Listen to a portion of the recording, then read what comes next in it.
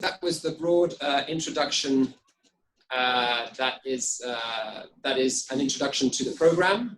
We welcome, I think we've got up to 76 people now online, plus the 2 sessions and venues in Arusha and Shinyanga. The first block will be around animal feed. So basically all these products we're looking at converting human waste into valuable end products. And we've broken it down so that we can delve into and dive into a little bit more the specific end product that exists. So the first one will be around animal feed, and here we're specifically highlighting the protein which is derived from the sludge processing as animal feed. So basically what we mean here is using fecal sludge as a medium for rearing insect larvae for protein in animal feed. And this may be as chicken feed or as fish feed, for example. And for this, we will have contributions both from Sanofi and also from Meru University in Kenya. Again, if you have any questions during these sessions, please make sure that you type them into the chat box so that after the 10-minute presentation, which you will hear, we will be able to have a question and answer session and get some clarifications and additional discussion. So I would like now to invite Sheila Kibutu, who is the external relations person for Sanofi, based in Kenya, who will be kickstarting this animal feed block by talking to us a little bit about their experience around the black soldier flies larva.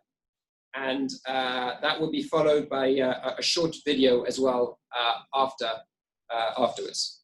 So Sheila, can I ask you to come on and unmute, and I will hand over to you for the next 10 minutes. We do, as I say, have an ambitious program, so I will try and keep you to 10 minutes. But we really look forward to your presentation, and over to you. All right, great. Thank you very much, Olivia. Good morning, good afternoon, good evening, everyone, from wherever you are. It's a pleasure to have you all. Here we have 76 participants or so, and we are really excited to have all of you on board and to share what we have learned as Sanofi in terms of this great venture of waste management and making valuable products out of waste. So I'll just delve right into it.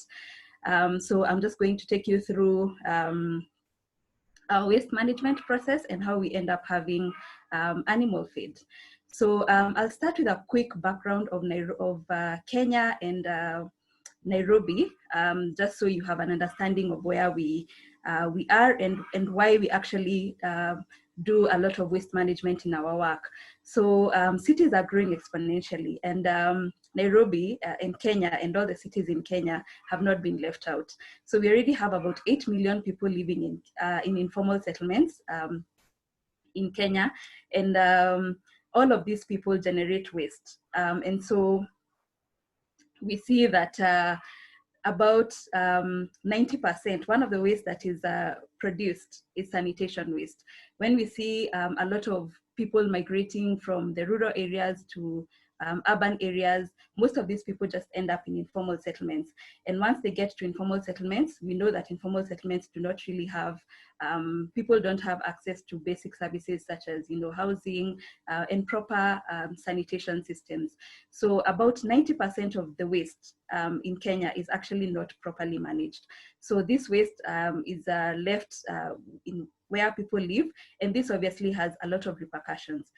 We have about $270 million lost in economic productivity, and we also have about 17,000 children who die every year because of improper sanitation. At the same time, we have another growing challenge, which is solid waste management. So Nairobi also produces a lot of waste. So we have about over 4,000 tons of waste generated every single day. And half of this waste is actually organic waste that can be recycled. This waste ends up in landfills in Nairobi. And so this ends up polluting our environment and definitely increasing our carbon footprint. At the same time, we all know that in Kenya, agriculture is the backbone of our economy, and yet we have declining agricultural productivity all the time because our farmers don't have adequate fertilizers, and our farmers also don't have adequate inputs such as animal feed and also organic fertilizer to be able to produce high yields. So what Sanergy is doing is we have developed a circular economy approach. We are thinking about waste management from a systemic point of view, and we want to solve this problem sustainably and be able to provide valuable products that can then go back into the society and help us. So our circular economy approach is where we collect all of these two streams of waste. We are able to then safely remove them from the communities, and we are able to treat this waste and finally repurpose the waste into valuable products. Next slide, please. Yeah, so as I mentioned, so we have a lot of organic waste that is generated in cities. And so we have a service arm called City Fresh that every single month collects about 300 tons of organic waste. So we have clients from hotels, agricultural park houses, and what we do is that we provide a collective waste management service, and we help them, remove all of their waste, track all of their waste, and they're able to be conscious about their waste management. Next slide, please. Then we have another stream of waste, which is the sanitation waste. We have a network of about over 3,500 Fresh Life toilets. These are container-based sanitation units, as you can see in the picture, where we collect this sanitation waste contained in containers. We remove all of this waste, and then we repurpose it and we treat it. So every single month, we also remove about 300 tons of sanitation waste. These two streams of waste are safely removed and professionally removed. We have a logistics team that is professionally trained to do this. We then remove all of that waste and we take it to a central processing plant off of Nairobi in Machakos, where it is all treated and repurposed. So I'll start with one of the ways in which we manage the waste. And what we do is that we use the black soldier fly. So the black soldier fly is just a common fly that goes through a normal life cycle of the fly. And so what we do is that we work with this fly to be able to manage the waste and to also transform it into valuable products. So we start by growing a colony of flies, and these black soldier flies, we have a colony of them at our processing plant. So a female egg lays about 500 to 1,500 eggs. And so once these eggs are laid, so you can see the pipe there, these flies like to lay eggs in dark places. And so we provide pipes for them to lay their eggs. So once they lay their eggs, which take about 3 days to hatch, we prepare a nursery where we put these pipes, and then they're able to hatch into young larvae. So once these young larvae have hatched, they start feeding on waste immediately. So what we do is that we put them in a nursery, and we already start giving them carefully mixed sanitation and organic waste for them to start feeding. Then once they have fed on that waste for about 5 days, by this time, the black soldier fly is like a ferocious animal, waste eater. It eats very much, and so it grows very fast as well. So after about 5 days, we then transfer it into a bigger space where now it also consumes a bigger chunk of waste. So then we lay some beds somewhere in our processing plant, where now we continue feeding them with the sanitation and organic waste. So this goes on for about 5 to 10 days. And by this time, they have gained so much weight. They have eaten all of the waste that we are able to provide. So every month we give them a good mixture of about 600 tons of waste.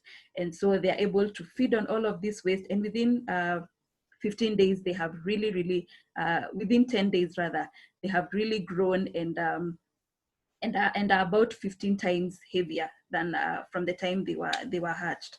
And so once they have eaten and they have grown into big larvae, we then now harvest them. And at this point they have a lot of the heaviness is because all the waste they eat, they convert it into nutrients, and most of these nutrients are protein and fatty acids. So once at about 10 days, we harvest the larvae, and once we harvest it, at this time it is very high in protein, and so we harvest it and we sterilize it through boiling. Because we also want to ensure that we are killing all the harmful pathogens from the larvae. So we sterilize it and then we package it into a nice product that is then taken to farmers. So yeah, just to give you an idea of why we actually like black soldier flies. One, black soldier flies, especially at the adult age, they are not known to carry any diseases. And so because they actually don't feed at the adult stage, they only mate and reproduce. So that is one of the reasons the black soldier fly is a safe fly to work with in terms of waste management. The second reason is that the black soldier fly has a really impeccable ability to compose organic matter. If we give it about 100 kgs of waste, it can reduce it up to 30 kgs within 10 days. So you can see that it's a really good converter of waste, and it's able to convert this waste into valuable products. So those are the main reasons why we find that the black soldier fly is a really good catalyst for waste management. Once we have in our process of rearing our black soldier flies and feeding them on waste, the waste that they produce is called frass or residue. Now, what happens to the waste that they produce? We then take it to further decomposition. And at this time now, as you can see in your picture there, so those are like rows, and we call them windrows, and that's organic fertilizer in the making. And that comes from the residue that the black soldier flies generate thereafter. So this goes for another 4 to 6 months. And from that point, we are able to get organic fertilizer from there. So all of these processes require a lot of safety.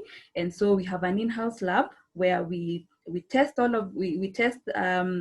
the products that we are making, and we test all the processes that we undertake to be able to produce these products. And so we make sure that, you know, all these processes are safe. The products that we produce out there are pathogen free, and they're high quality for our farmers. So those are the two products. The one on your left is called Kuza Pro. It's the insect-based animal feed sold to feed millers in Kenya. And the one on your left is an organic fertilizer sold to farmers. And all of this is from waste. It's purely organic. So far, every single year, we are able to collect about 12,000 tons of waste, and we are able to make sure that all of this waste is safely managed. It is treated, and it is repurposed into valuable products. In addition to that, we are also able to promote sustainable local agriculture. You realize that a lot of farmers, as I mentioned earlier on, are facing problems whose solutions are right among us. So we are able to produce organic fertilizer, which is very good in restructuring and rebuilding the soil, because one of the main challenges that farmers face, and that results to their low yields, is declining soil fertility. So what we do with providing them with an organic fertilizer is for them to be able to restructure their soils, increase the moisture content of their soil, for them to be able to have better yields. Also for Kuza Pro, which is our insect-based animal feed, we are able to provide a product that is consistent for them. So initially, they depend so much on the small fish harvested in Lake Victoria called omena, and this small fish is very inconsistent in its availability. So what we do is promise a high quality product that is consistent in supply. So where do we want to be in some few years to come? So we are currently constructing a very big organics recycling factory, still in the western part of Kenya. And we hope that by the end of this year, we will be able to commission it. And once we commission it, we'll be able to then scale our waste management progress and be able to collect 72,000 tons of waste every single year. And from that, repurpose that and produce over 3,000 tons of organic, of insect-based animal feed and over 6,000 tons of organic fertilizer. Yeah, so that's it. That's my short presentation. If you have any questions, I'm happy to take those. Thank you. Thank you very much, Sheila. That was really, really inspiring, and we could hear you really clearly. I hope that's the case for everyone wherever you are at the moment. But that was a really nice presentation. We will be sharing the presentations at the end as part of the post-event report. So rest assured that that will be circulated with all the slides. We will now be opening up for those who are joining us. We now have close to 100 people, just 3 short. So that's really good news to have so many people joining. For those who are just joining, we have just entered the first block of our 4-part session, I guess. The first one being around animal feed. And we've just heard from Sheila from Sanergy around their experience around black soldier flies and creating feed, and also combining also that with some fertilizers for promoting sustainable agriculture. So the way we are taking this next session is a question and answer to get some clarifications and questions around what has just been presented. And to manage that, we are asking people to post their questions in the chat box in Zoom, which Leila will help me read out a couple that Sheila can take. And if anyone in Arusha or Shinyanga has specific questions, please write them down on a piece of paper and hand them over to your focal point, Leila, in Arusha, and Hezron in Shinyanga, so those can also be considered. As I mentioned, we don't have time to read out all the questions, but we will definitely try and incorporate those in the final report. So over to you, Leila, for maybe selecting a couple of key questions that we can ask Sheila, and we can see how we're doing for time. Yes, thank you, Olivier. Hello, everyone. My name is Leila. I work with Tanzania as a WASH advisor. I will be taking you through the questions on the chat box.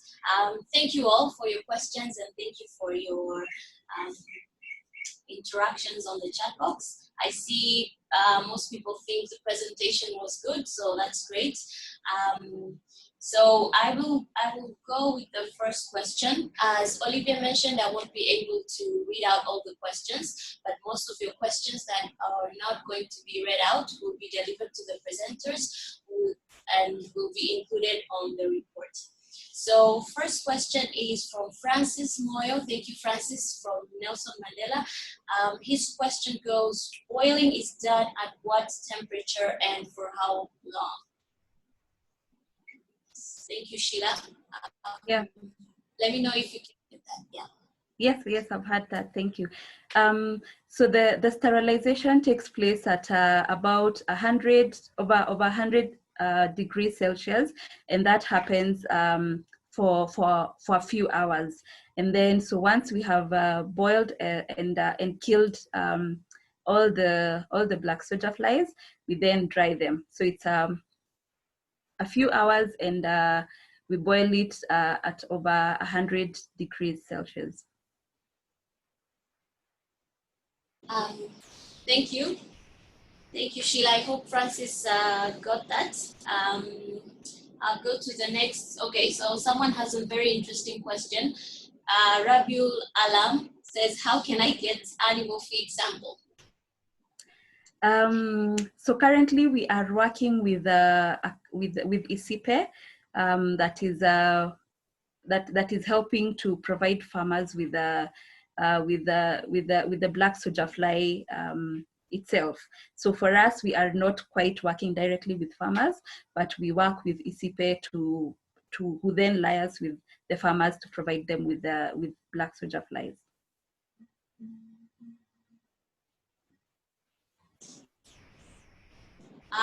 Right. Someone from Arusha is asking ways of collecting the waste. They did not understand on how this waste is collected. Okay, great. So the waste is collected. So this, we have two different streams of waste that we collect. And these two streams of waste have two different teams that collect this waste. So what happens for our sanitation side, we have a network of toilets called Fresh Life toilets. These are toilets, found in informal settlements, deep down there into the narrow parts of the informal settlements. So how we collect the waste is that we have, for the sanitation waste, we have our logistics persons assigned to each toilet. So we have marked up our toilets into routes. And so we have our people who go into those communities and they use the map. So we have all of this mapped out and they know which toilets to visit and they know the routes that they follow to be able to collect this waste. So we collect it in hand carts and take it to a central consolidation place where then trucks are able to come and pick the waste and track it out, taking it to the central processing plant, which is in Machakos. For the organic waste, so what we do with the agricultural park houses and with restaurants and hotels, we provide a holistic and an integrated waste management service. And from here, what we do is we help them separate the waste at source. So we know that there are different types of waste that we generate, and so because for us we are really interested in the organic component of the waste, we are then able to support our clients to separate the waste at source. Now this helps them, one, and the reason why they're incentivized to do this is because, one, they're able to track their waste. And as you know, today, a lot of companies are being charged to be conscious about their waste management and to be conscious about how they are, generating their waste. So what we do is we have also liaised with other recycling companies, for example, plastic recycling companies, metal recycling companies. We have partnered with all of these companies where we are able to take the waste, the non-organic waste, we are able to give it to them, and then the cost, because most of these people charge, the cost goes back to our client companies. So that way our clients are able to earn a bit of revenue just from proper waste management, and they're also incentivized to be conscious about especially segregating waste at their source. So that's how we collect all of these two streams of waste. Thank you, Sheila. Thank you for your answer. I've noticed that you also answer questions that are on the chat box, so that's great. We have another interesting question from Ayub Khan. What challenges you face to promote marketing products as an animal feed, particularly in attaining government permission, motivate users, customers, and in the point of business profits? And how long did it take to reach at the profit or breaking even? Okay, that's a really good question. So so those are two questions that I'll answer. So the challenges we have faced in the production and in the sale of the end product. So the production of the waste of the waste, of the products rather, is mostly the logistics process. It's a bit complex and it requires a lot of input for us to be able to organize it and make sure that our clients are happy, and we are also getting a lot of waste and getting it efficiently. So so that's one of the challenges that we have constantly been working on to make our process very efficient. In terms of the logistical process, making it very efficient and making it and growing it at the same time, where we are being able to collect a lot of waste and being able to collect it efficiently. That's one of the challenges. As regards marketing of the product and working with government, so what Sanergy has done is that we have a specific unit called Government Relations, and this unit works very closely with government. So they are, like, if you will, spokespeople or representatives of Sanergy to the government. And what they do is that we have different levels of government that we work with, right from the grassroots to the very top level government. And we are able to include them in a lot of what we are doing. They are aware of all of our operations. At every step of our operations, they are looped in and they are aware of what we are doing. So it's very easy for us to then liaise with them, and they're able to see the impact of our work at the end of the day. And so they're able to support us and be able to work with us both operationally, helping us make sure that our operations are seamless on ground, and also in terms of improving, the environment, the enabling environment for us to scale. So we are able to work with them in terms of developing policies that are then able to support organic insect-based animal feed. We didn't have a lot of that when we started out. And so these government officials, by working with them closely and them seeing the value of our work, especially because it's green and it's environmental friendly, so they're able to then support us to, we are able to work together. One, to improve our work operationally, and also to create the various policies and permits that are required for our work to go on well. Now, when it comes to marketing the product on ground, so a lot of a lot of challenges farmers face outweigh the product itself. So you realize that a lot of farmers just want to be able to have high quality, high yields. For example, with the small fish harvested in Lake Victoria called omena. So farmers for a long time have been very frustrated because they pay for sand weight rather than product weight.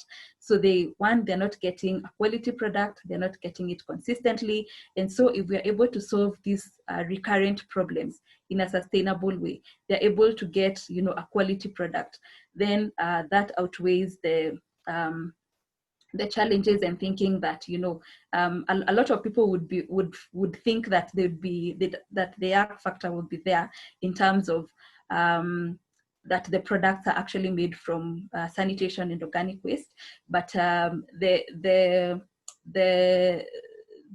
value of the product itself is what incentivizes the farmers to use it. For example, our farmers have a 30% increase in yields, those who use organic fertilizer and also those who use the insect-based animal feed. They're able to reap good fruits and they're able to get quality products.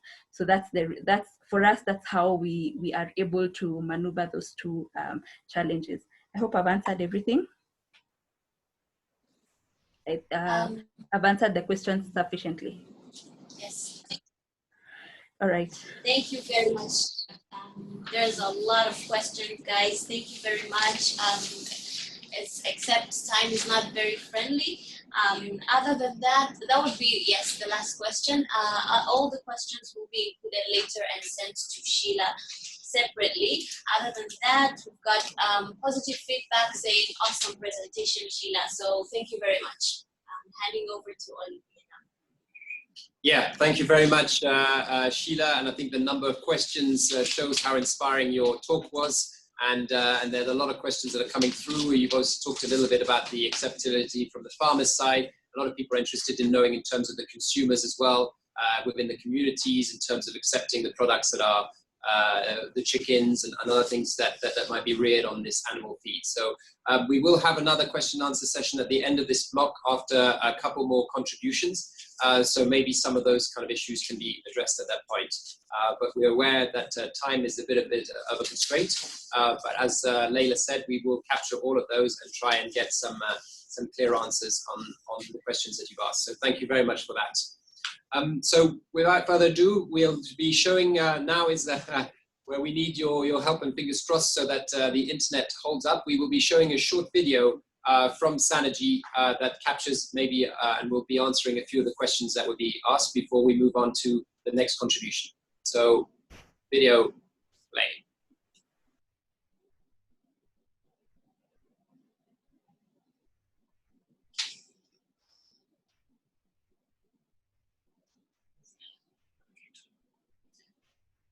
Sorry, Renilda, I think your microphone might be on mute.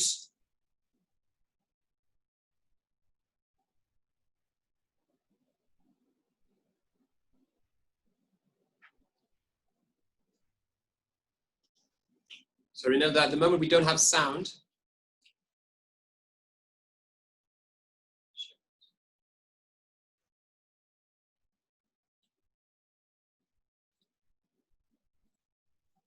Bear with us as we get the technology right. Okay, you should be unmuted now. Try again. Today, cities are expanding like never before. People are attracted to the chance to earn more money, access better services, and the opportunity for a higher quality of life. But by 2030, 2 billion will live specifically in urban slums, making them more crowded than ever. This growing population strains cities' resources, and cities are having a tough time keeping up.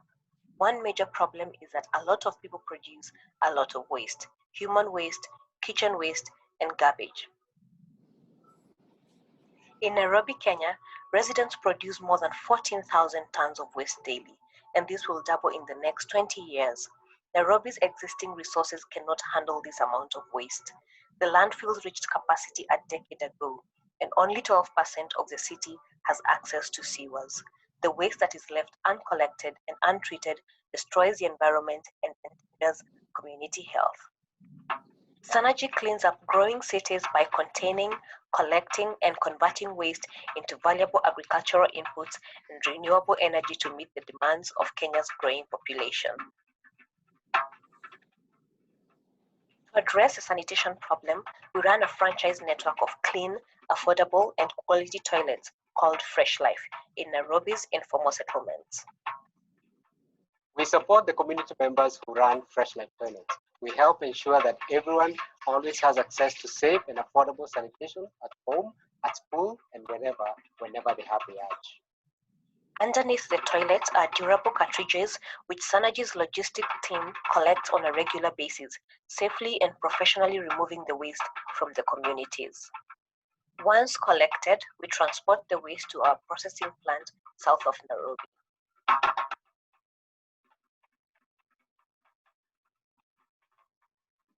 We then convert this waste into a variety of end products to improve the lives and well-being of Kenyans around the country. Through anaerobic digestion, we produce biogas to power our production plant and other operations, which reduces our reliance on existing resources and our environmental impact. Using the waste we collect, we produce an insect-based animal feed called pure protein. We sell the pure protein to feed millers. Customers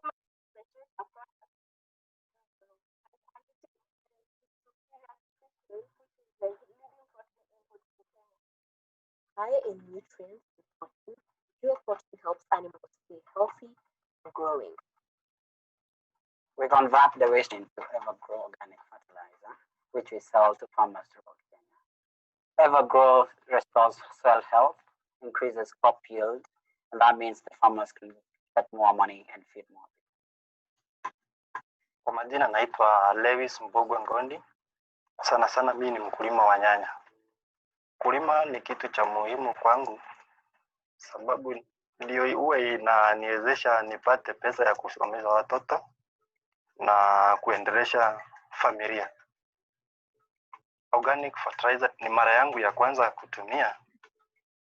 Kwa hivyo naweza sema nimeitumia kwa miezi kama 3 hivi 4. Inasaidia mmea iweke matunda mingi. Kama ni nyanya unalima, inasaidia mmea iweke matunda nyingi. Kitu ya pili, fertilizer ya Evergrow iko na bei ya chini. Wakati huu nimetumia Evergrow, natarajia mavuno zaidi juu mmea mwenyewe umeweka matunda zaidi. Through our innovative zero waste model, we are pioneering an integrated waste management solution for growing cities. Nairobi is a booming urban area with a bright future, and we are here to make this city and over 1,000 like it clean, healthy, and prosperous for everyone.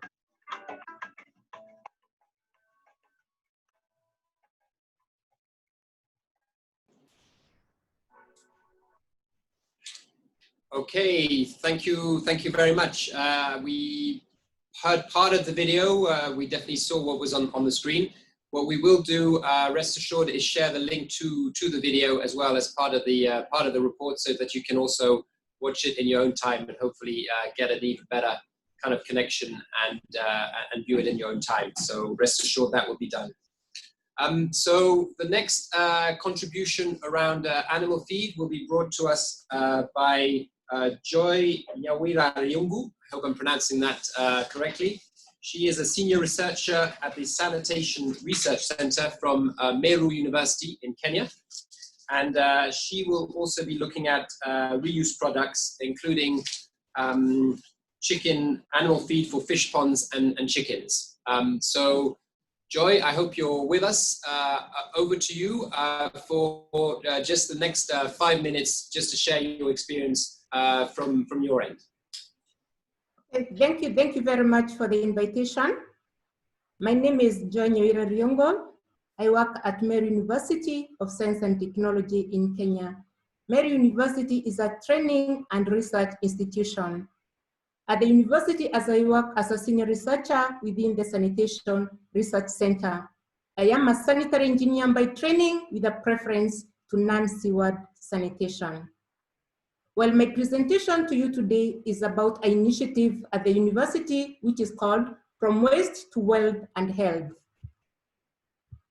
Next slide, please.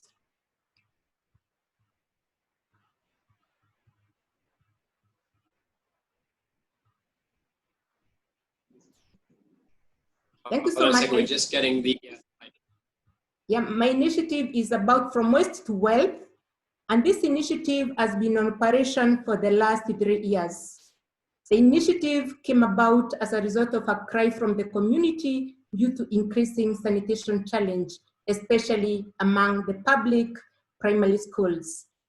I adopted a circular economy-based approach to sanitation provision, whereby the nutrients in waste are captured and put back to the matter cycle within the shortest time possible.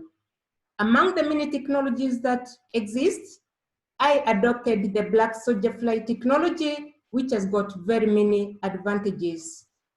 In this process, as been explained by Sheila, it's easy, but replication requires some knowledge.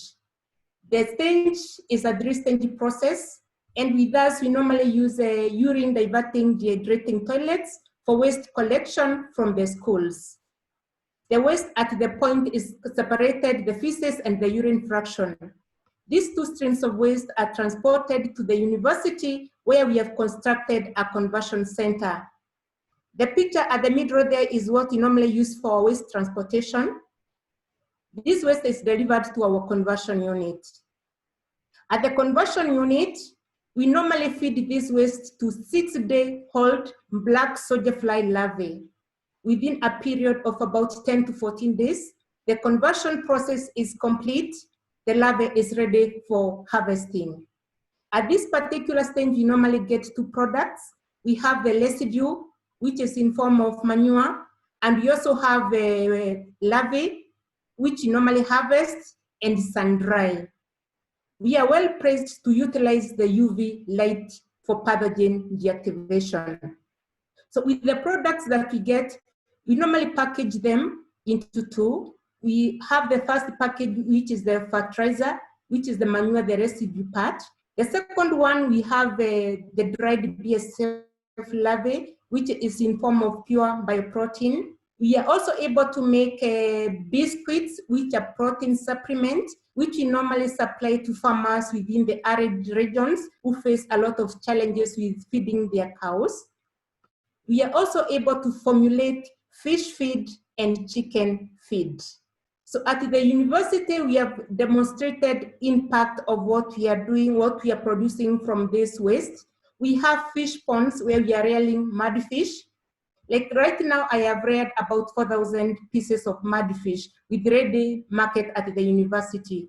In addition, we are also rearing chicken.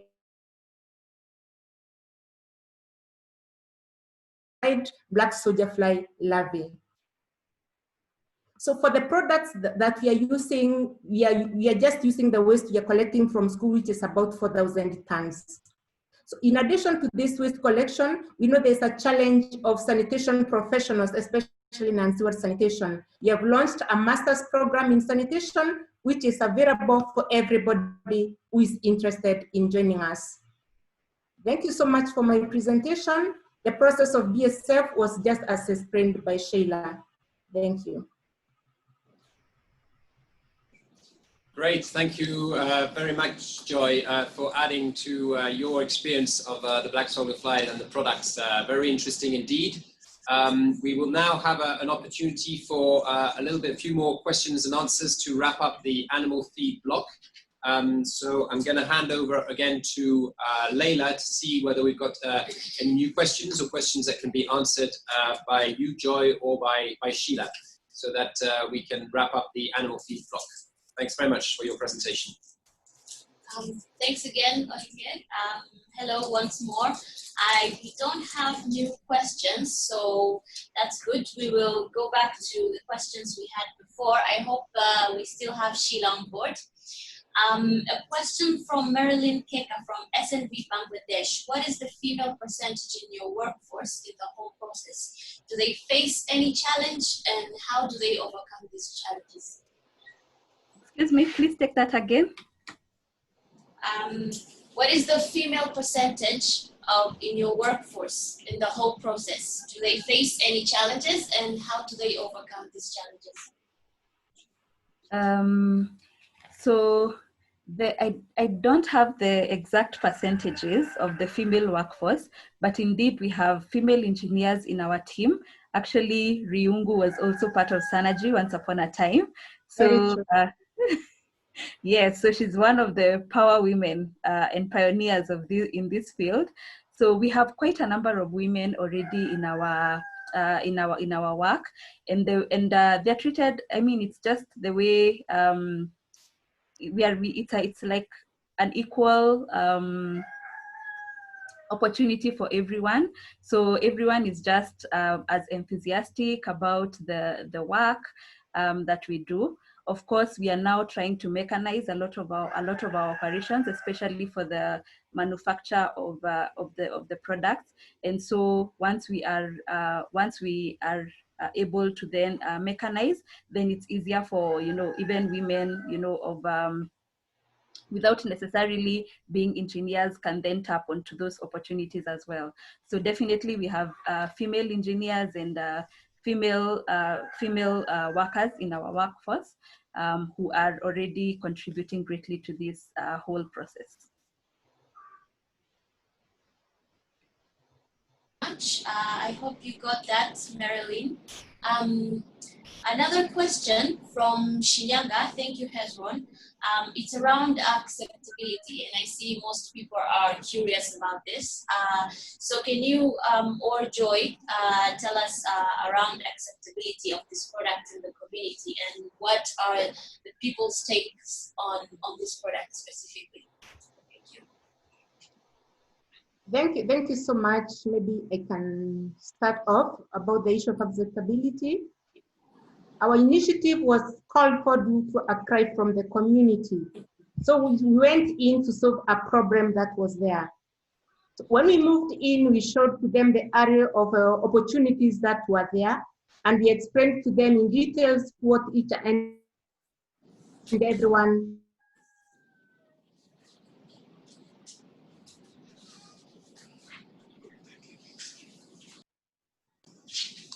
like we lost. And in regard to the situation that Watan did not have land for digging pits, we told them about the possible opportunities, and we told them that we had a technology which we felt would help address their problem. We involved them at each and every stage. First,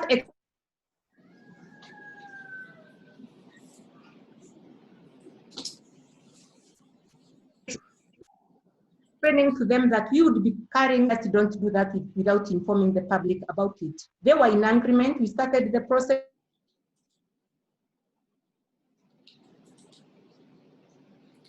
together. We even take them to see what they are the ones who don't know that other treatment.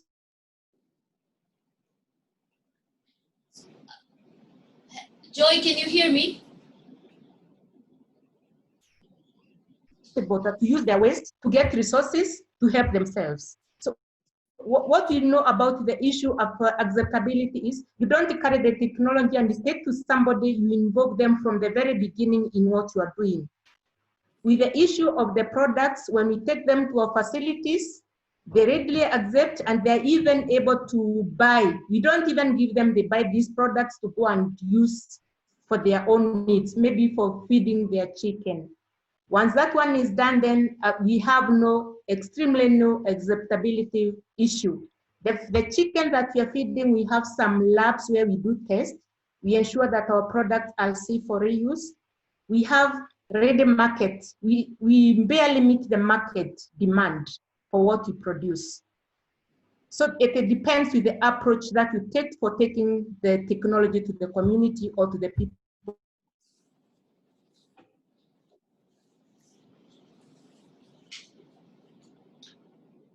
Okay, thank you very much, Joy.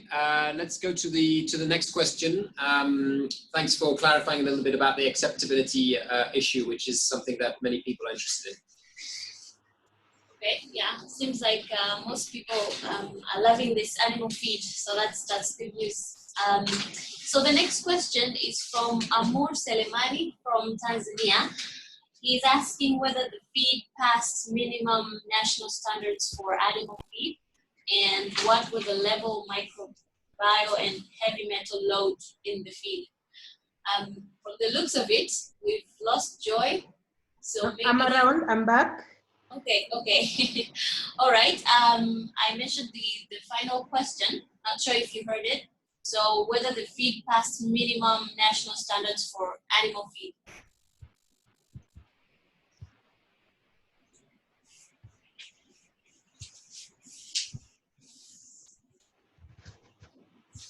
Joy, did you hear the question? No, please, can you repeat, please? Okay. Someone is asking whether the feed passed minimum national standards for animal feed. So maybe just a little bit about the national standards on this.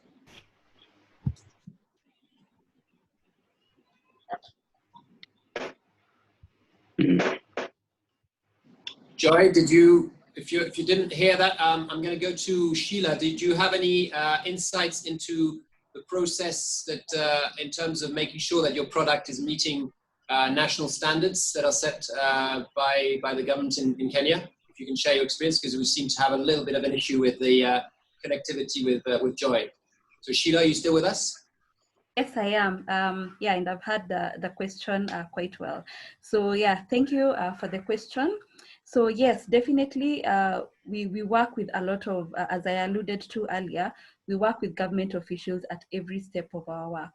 So definitely it's actually the first time, you know, we are having insect-based animal protein in the country. And so right from developing the policies and the certifications and the process that would be required to make this a product that would be sold in across the country was a whole process that, you know, Sanergy and Meru University and other stakeholders, ISIPE was also involved in, that we have been working very closely with government on. And so, of course, like for Sanergy, our animal product is already certified. We have received a KEB certification for sale. So the product can actually be sold across Kenya to feed millers and to farmers.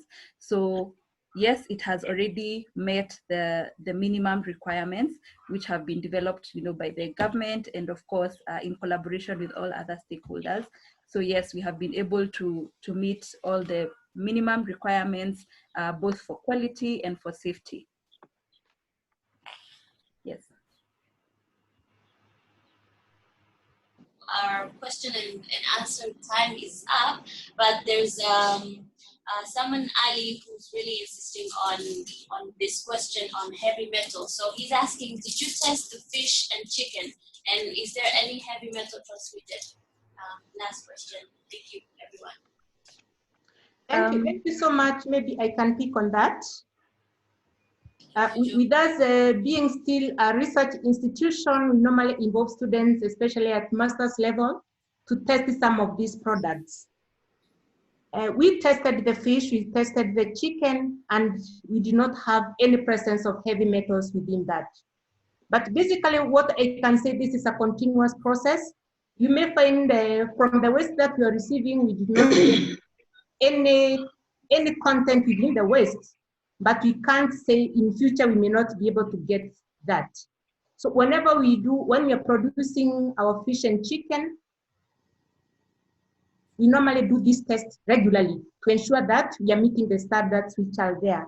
But so far, like Shayla said, these policies are now being developed because this is a new thing in Kenya. So working closely with the government to answer some of the questions which may arise, we are doing the training and the research. We are moving hand in hand to help develop policies which can be adopted for future use. Okay, thank you very much, Joy, for sharing that experience in relation to the heavy metals and specifically the testing, and Sheila for the standards. This wraps up our first block. We were aware that there are a lot more questions, which is always great news. We will try and capture them in some shape or form and be able to answer some of them through our two presenters. I want to thank Sheila and Joy once more for their really inspiring presentations and for taking the time to explain what's going on and for everyone's questions. We will now take a quick 5-minute break. So don't disappear too far, just for a quick comfort break or grabbing a cup of coffee before we will launch into the next exciting session, which will be about biomass fuels. So stick around. I'll be putting the microphone on mute for the next 5 minutes. But please come back in 5 minutes at 10:15 so we can start promptly on the next block. Thanks, Sheila. Thanks, Joy. And see you in a short while.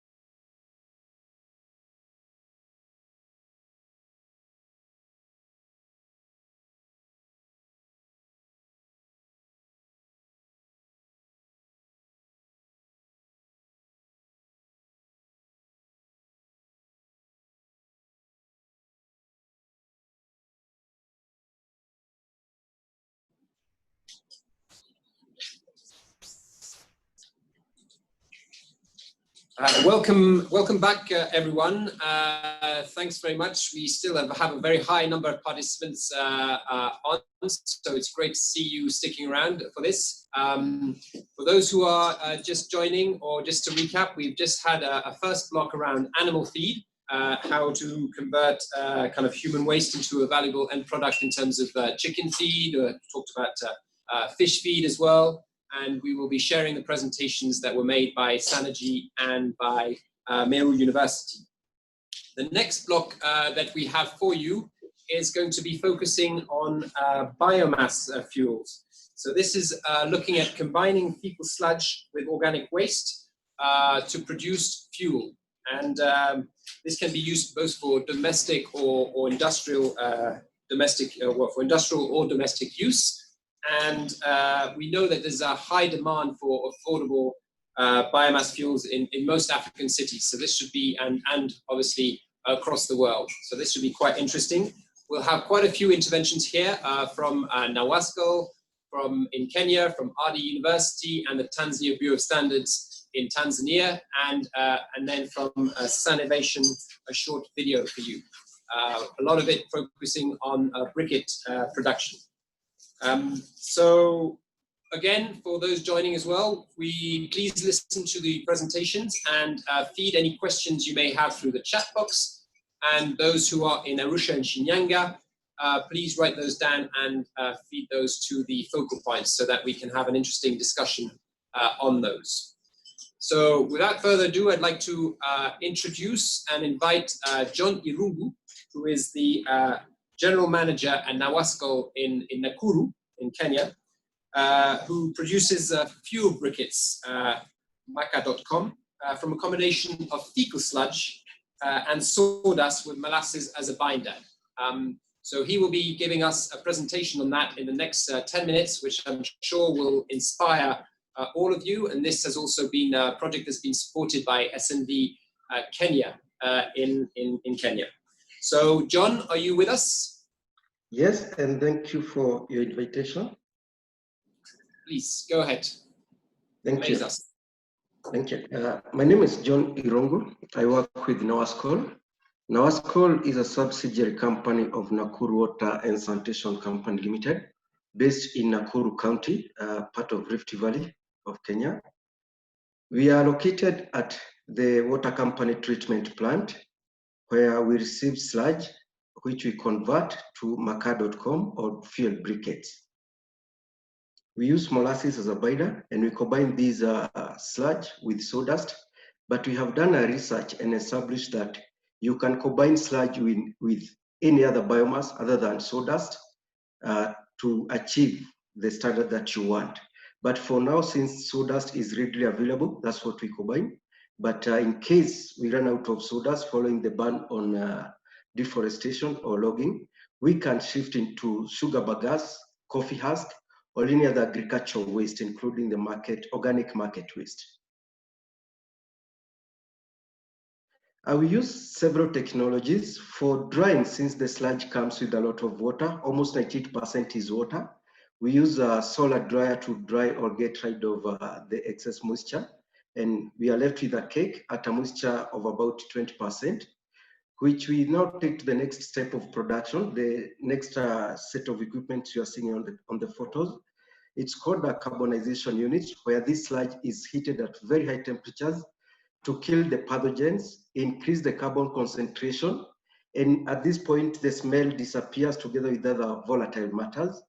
And then sawdust is also carbonized using the same plant to increase the carbon concentration. After which now we mill the products, mix it well using the batch mixer, and then form round-shaped briquettes. Let's go to production processes. Our product is from household back to household. It's a circular economy where we receive the sludge from household either by vacuum trucks or sewer lines for those who are connected to the sewer lines. Once it gets to the treatment plant, we evaporate the excess water inside the greenhouses. The material used for greenhouses are solar lags, which allow the heat concentration to accelerate the evaporation rate. The sludge is then carbonized, heated at very high temperatures. We kill the pathogens, we increase the carbon concentration, and also get rid of smell and volatile matters. At the same time, sawdust is also being dried inside the solar dryers to get rid of excess moisture. It also goes through the same process of carbonization using the same equipment, but the temperatures for sawdust is slightly lower at 250 degrees. For human waste is a bit higher at 400 degrees, after which the two carbonized material, which are carbonized separately, need to be milled to achieve smaller or fine particle sizes, so that when you blend the two, you achieve homogeneous mix. We blend them in equal ratios, that is 50%, 50%, based on volume. But when you base it in weight, it's like 7% human waste to 3% or that percent sawdust. Once you mix them, you prepare molasses on the side. You get 1 liter of molasses diluted in 20 liters of water. Then you feed them to a machine called a rotating drum. This is like an agglomeration process where you add the powder, the blended material, gradually into the rotating drum. And when the material is rotating, you add the molasses, you sprinkle the molasses on top of the powder. It will help for this particle to join or to bind together. And as the process continues, you keep adding the powder and molasses. It will form a round-shaped briquettes, which you harvest when they are at about 2.5 centimeter. Then you take it out for sun drying, as you can see on the photos, for 3 to 5 days when you have plenty of sunshine. But when the weather is not good, it can even take 7 days. Once your briquettes is ready, we do batch testing to observe several parameters like burning span. We observe whether it is emitting smokes and other characteristics of briquettes. Then we pack them in different package sizes like 2 kg, 5 kg, 25 and 50 kg. Because our briquettes are consumed both by households, hotels for heating, and also institutions for heat generations, and industrial as well. So you pack them in the desired package sizes. Then we distribute them. We have a sales and marketing department who coordinates the selling of the maca.com and distribution, and it heads to the household for cooking as an alternative to ordinary charcoal. Then the advantages or the value proposition of maca.coms are so many. One is that we save a lot of money. The maca.com burns 3 to 4 times longer than the ordinary charcoal. So if a person uses 1 bag or maybe 50 kg of ordinary charcoal for a month, the same amount will take them for 2 to 3 months. And you'll notice that the price is relatively the same. So you save more than 50% when you're using our products, maca.com. There is also an aspect of improved health. The emission level for maca.com, or rather these briquettes, is lower than the ordinary charcoal. We have done a lot of research in collaboration with Egerton University and other institutions, and also Kenya Bureau of Standards, to establish the emission levels and other parameters, including heavy metals, including pathogens, and you can find all these in our popular and scientific journals, which are available on our website. It also reduces the chicken mortality rate. Most of the users of our product is poultry farmers for brooding. With ordinary charcoals, they used to report a lot of cases whereby chickens dies a lot, but with maca.com, there is about 7% reduction on mortality rate. You also get to save time. With our charcoal burning almost 3 times longer than ordinary charcoal, close to almost 4 hours before it gets consumed, with even the type of food that takes relatively a bit long, like cereals and other common foods in Kenya, a single load in your common jiko or common cook stove will manage to cook your food without having to remove the pot from the jiko to add more charcoal. So that's an advantage. When you remove the pot, you reduce the rate of burning. So with maca.com, these cases is not there. We also have the improved sanitation because all the collected sludge gets the treatment plant. When people find that there is value in shit or in sanitation waste, they try to manage or improve the way the sludge is collected, transported to the site and treated. We also save environment, which is also a water catchment for the water company, our mother water company, which is Nawasco. We save 88 trees for every 1 ton of briquettes produced and sold. This is as a result of research that we conducted in collaboration with Egerton University. So far, we have produced 165 tons of maca.com, and we have saved an equivalent of 14,520 trees to date. Now, why maca.com? It has so many advantages, and also it cuts across several SDGs, including the clean water and sanitation. We also have affordable clean energy, SDG 7. It also on SDG 8, decent work and economic activities, we have created a job opportunity across the whole value chain, including the production, distribution, selling, and others. Also, on SDG 9, industry innovation and infrastructure, we have SDG 11, sustainable cities and communities. We have Nakuru County in Kenya. They have current motto of making Nakuru town clean. Also, we want to make it green and also make Lake Nakuru pink. We want to bring the flamingos back. We also want to improve the livelihoods of low-income areas of Nakuru County. It also reflects in SDG 13, that is on climate action, whereby each ton of maca.com is saving quite a number of trees. We are also saving on carbon emission and also conservation of forest. On SDG 17, on partnership for the goals, we have partners on board, that is the county government, national government, as well as development partners. To set up a similar facility, it has its own challenges as well as advantages. Some of the challenges is a high initial capital investment, also inadequate local technologies, like for us, we had to source them elsewhere, these technologies. Also lack of standards. The Kenya Bureau of Standards do not have a standard for briquettes, whether made from biomass or fecal-based products. So they had to borrow standards from South Africa, and I guess the same case for many countries in Africa. We also have inadequate policies in fecal-based products. Also, you have to deal with product perception. Having it made from shit, some people will always have some negative perception until they see it working. For advantages, there are so many. One of the major advantages of making fuel briquettes or any other briquettes from human waste, you are guaranteed of unlimited source of raw materials, because people will continue eating and producing these raw materials. We also have large market, like in Nakuru alone, we have a population of about 500 people, and about 50 to 60% of these people use either firewood or maca, the normal charcoal.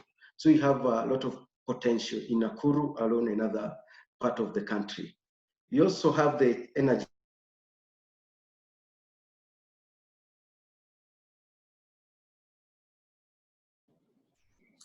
to charcoal. So this one is providing a solution to this. We are saving trees, conserving the water catchment environment, and also at the same time, we are creating employment for youth and women.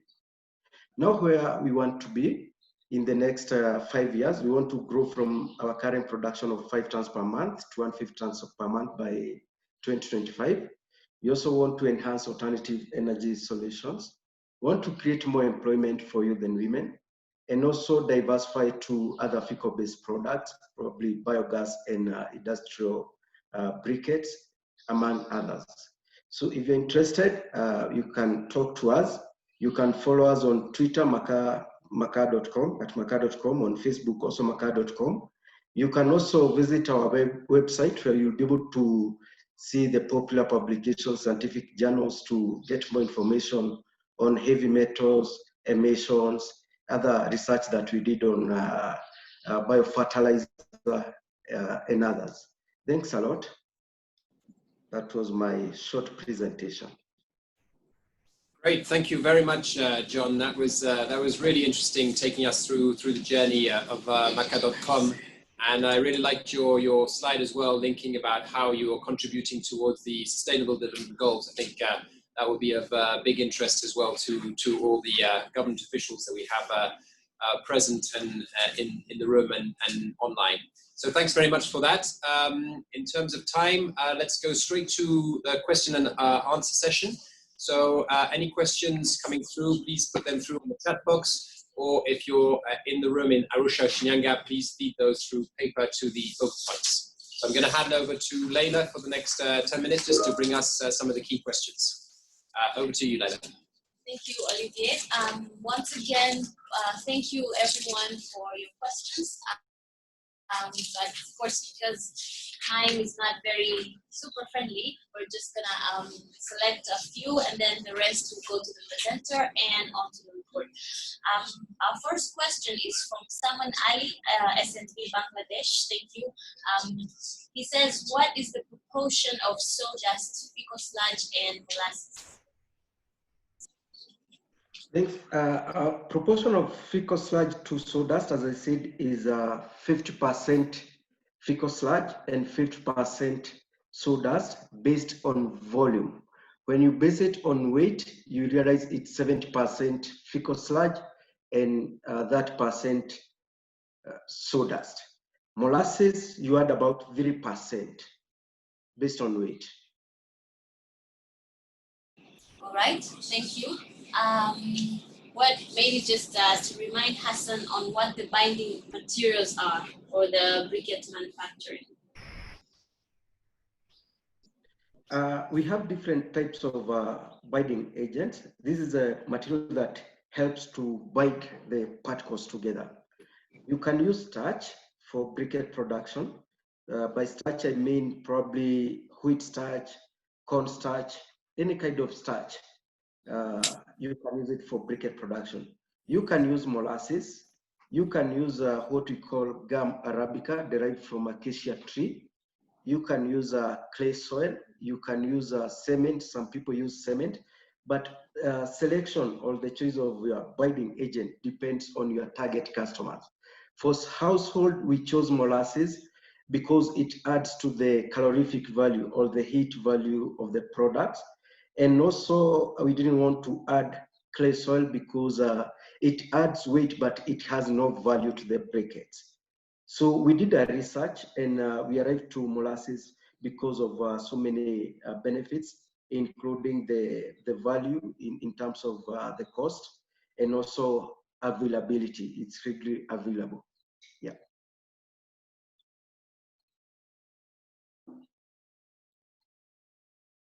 A few of the questions are quite similar. So we have Daryl asking what was the selection process for using sawdust as the drying material. Is the briquette mainly used in outdoor cooking, and how does it burn compared to traditional charcoal? And we have Sortana, I'm sorry if I'll be pronouncing your name wrong, who says, can we use another dust such as cocoa peat as an alternative besides sawdust for materials to produce the briquettes? So maybe just run us through the selection process and yeah, and whether the briquette is mainly used for outdoor cooking and how the comparison of its burning to traditional charcoal. Thanks for that question. The use of sawdust was informed by thorough research that was conducted in collaboration with the local universities. We tested different materials and at different proportions. We were also considering making briquettes 100% from fecal sludge, which we established that it's very possible, given that fecal sludge has high calorific value. But you find also fecal sludge when you convert it into charcoal, again, it has high ash content. So you have to blend it with a different type of material so that you can achieve at least a balanced products that has high heat intensity as well as low ash and other parameters considered. We tested different materials including organic market waste, coffee husk, bagasse.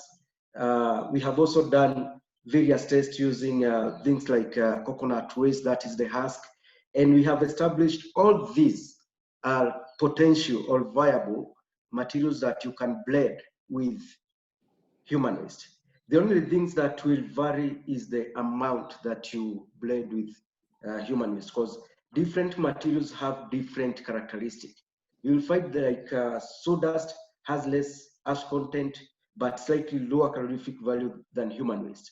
If you go to market waste, they have a high calorific value, but a lot of ash content. If you go to other products, you'll realize they have different characteristics. So you would need to add these materials at various proportions. And you can find all this information in our publication available on our website, those scientific journals. Our briquettes are applicable almost everywhere ordinary charcoals is used. For example, for cooking at household level, it's very ideal. For space heating in hotels and other places, it's very ideal. People are using it for space heating. It's also used for heat generation, whether industrial or local, institutional or household levels.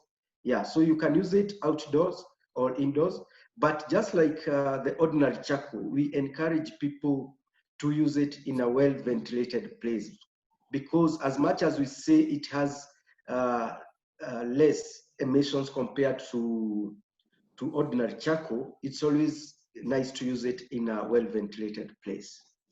Thanks, John. Thank you very much for that comprehensive answer. Yes, I think there's a lot more questions as we can see coming through. So, but a lot of the next presentations will also be focusing on briquettes, so there'll be more time for some more information and questions around those things. So now I'd like to introduce to you Petro Wamlima, who is a lecturer at RD University at the School of Environmental Science and Technology. And he will be telling us a little bit about the experience of potential using fecal sludge char briquettes as cooking energy in Dar es Salaam. So Petro, over to you to share your experience, and in just 5 minutes. So we keep to time. Please try and keep within the 5 minutes. Over to you, Petro.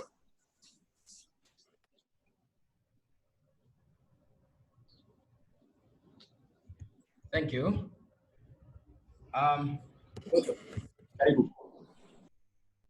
My today's session I want to share with you this information on potential use of fecal sludge briquette as a source of cooking energy in Dar es Salaam, Tanzania. So I will just be brief with this, and most of the information have been explained. So I'll just go straight to the process. First of all, I will have to introduce to you the sources that yield to the formation of dry fecal sludge. Here in Dar es Salaam, we have two sources of dry fecal sludge. One of it is from the WSPs, and the other one is from the fecal sludge drying beds. From the research that we done, we collected fecal sludge, and then we deposited them to the fecal sludge drying beds, which is a pilot plant at the University of Dar es Salaam. The fecal sludge drying bed uses sand as a drying medium. So during the process, after loading the raw fecal sludge, it have to be dewatered. So the process of dewatering is done by the sand, which is a filter medium. So by the time the fecal sludge is dry, we call it semi-dry because it is not fully dry. So after being 60% dry with moisture content of 40%, we have to take it out from those fecal sludge drying beds, and then we have to further dry them. But during the process of taking out those fecal sludge briquette, fecal sludge from those drying beds, what we realized is that those dry fecal sludge always have a tendency of having sand which is sticking to that fecal sludge. So we always have to rub those fecal sludge cakes in order to remove that sand content.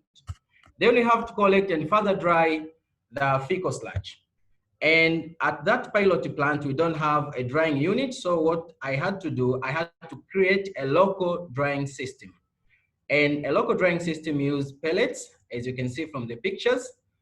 And the main difficulty with that system is that during the rain season, I had to cover my fecal sludge in order to prevent them from rainfall. Also, I had to know the size of the fecal sludge cake. And I realized most of them have 5 centimeters, which is not bad. Afterwards, I had to pyrolyze or carbonize the fecal sludge. And the unit that I use for carbonization is called vertical drums, whereby I carbonize my fecal sludge at a temperature ranging from 350 to 600. And I had to monitor the temperature in order to know if all the pathogens will be killed within that fecal sludge. And during the monitoring, I used thermocouples and picologues to check the draft and temperature variation. Afterwards, I had the fecal sludge char, and the fecal sludge char, I had to analyze it to see the efficiency in making briquettes. So I took it to the laboratory and do the proximity analysis by analyzing the volatile solids, fixed carbon, and ash. And I found out that the calorific value of dry fecal sludge is higher than that of carbonized fecal sludge. And it is very low, by the way, which is the carbonized fecal sludge have a calorific value ranging from 7 to 9 megajoules per kilogram. So I had to blend it with something that will improve the calorific value. And that material is sawdust and coffee husks. Because the sawdust, as it is while dry, it have a calorific value of 19 megajoules per kilogram. And also it have ash content, which is less than 5%, while my fecal sludge has ash content more than 30%. So blending them in a ratio of 70 to 30 by volume, by weight, 70 being the fecal sludge and the 30 being the either sawdust or rice husk, then I had to smash them together, mix them together, and produce briquettes. But during the production of briquettes, I had 2 binders. One binder is waste paper, whereby I had to take waste papers from stationaries around universities, and also I had to use another binder that was for comparative reason, which is the flour from cassava peels. So the flour from cassava peels and waste papers, I use them because all of them are waste, so they don't have any value to the environment. So using them is also a recycling waste. But also, I found out that we don't have machine for producing briquettes, so I had to produce that machine called PSP that has been patented here in Tanzania, so it has a patent. That machine produces 3 to 9 briquettes depending on the size, and the shape of the briquettes is, as you can see there, it uses a screw and that ejection system that have 2 ways. You can use a hand together with a foot pedal. After production of briquettes, I had to dry them. Hold on, Petro, sorry, you have 30 seconds left, so we can move on to the next session, but there will be a question and answer session where you'll be able to add a few more of your things. So please try and wrap up in the next 30 seconds. Thanks. Okay, thank you. After drying them, then I had to test the product by inviting cooks from Aridha University and University of Dar es Salaam to test the product. And during testing, we had to cook chapati, which is pancakes, and tea.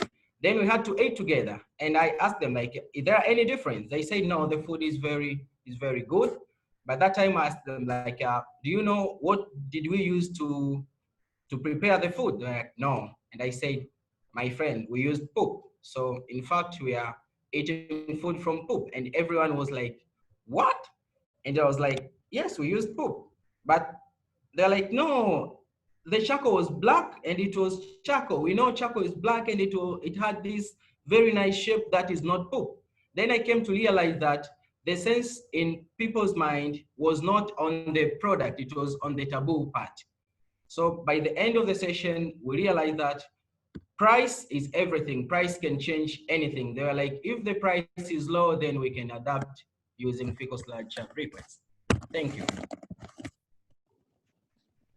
Thank you very much, Petro. I really like that little anecdote and story at the end. I think that's often the issue. The product is of high quality and it can work, but breaking down those perceptions is obviously one of the toughest things to do. So thanks for bringing that, and hopefully there'll be some questions so you'll be able to add, because I know that you have a lot more to your story to share.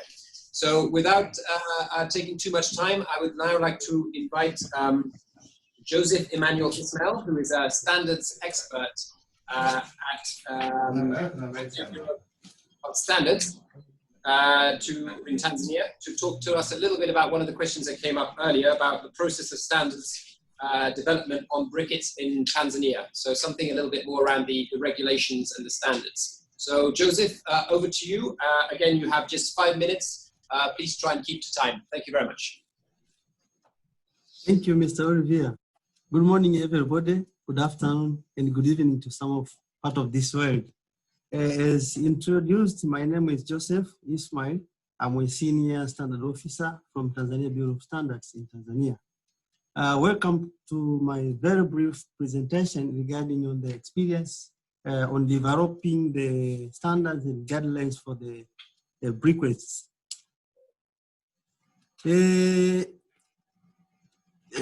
Just have a brief introduction on what is TBS is, Tanzania Bureau of Standards is. Tanzania Bureau of Standards is a sole body formally established by the Standard Act number 3 of 1975, which is repealed and replaced by the Standard Act number 2 of 2009.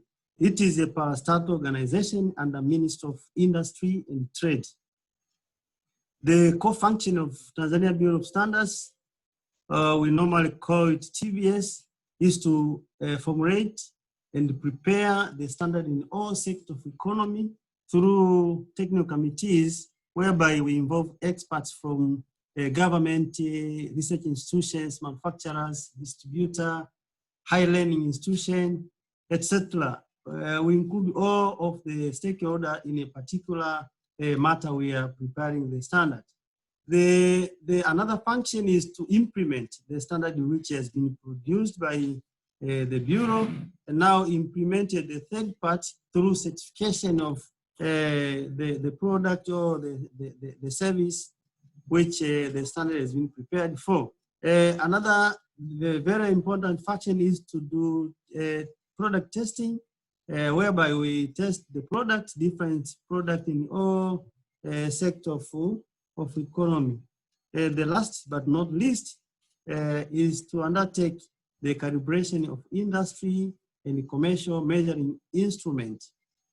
So those are, in brief, the function of Tanzania Bureau of Standards.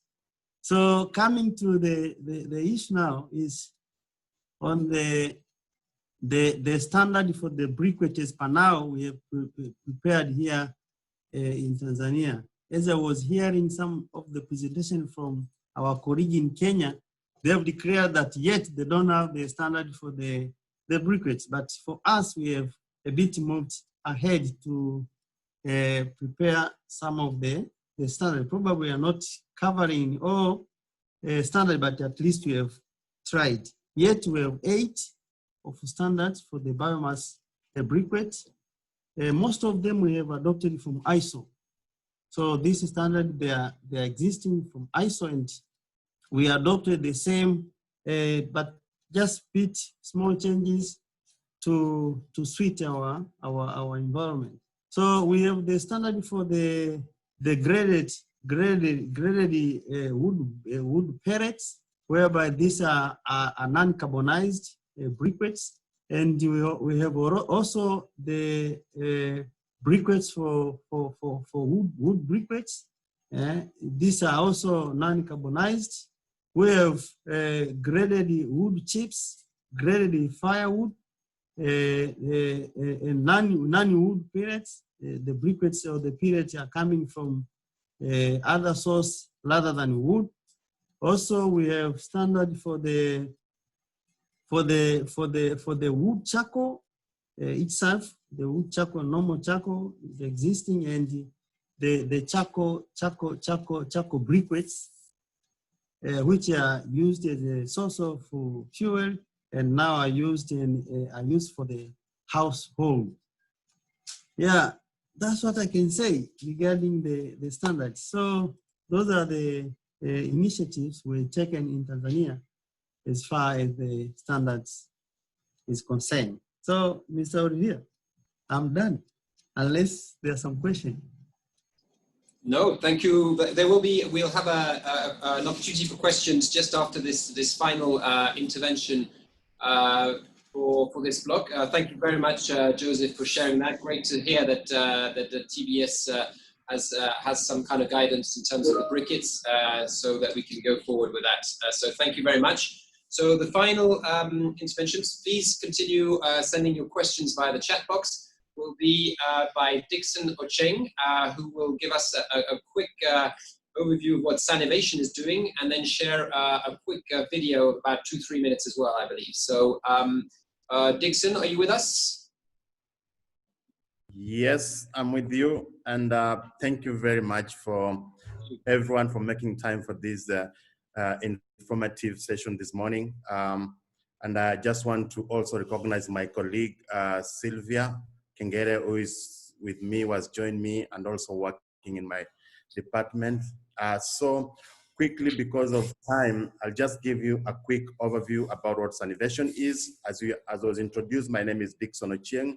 I lead the government relation and partnership at Sanitation.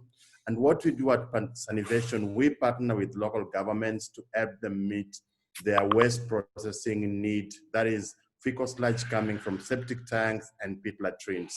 And this is because the way the water utilities are designed in Kenya is they have the mandate for water, they have the mandate for sewerage.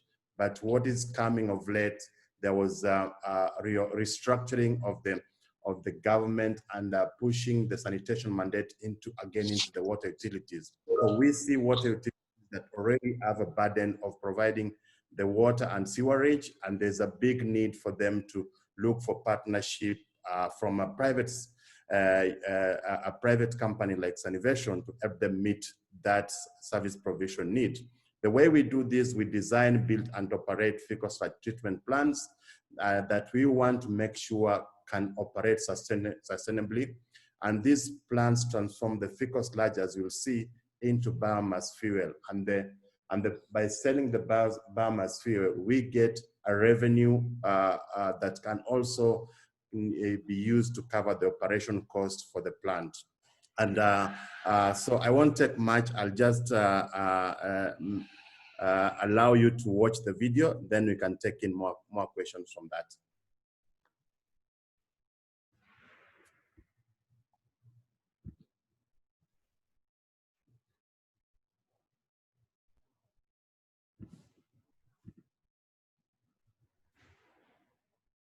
Keep your questions coming on the chat box.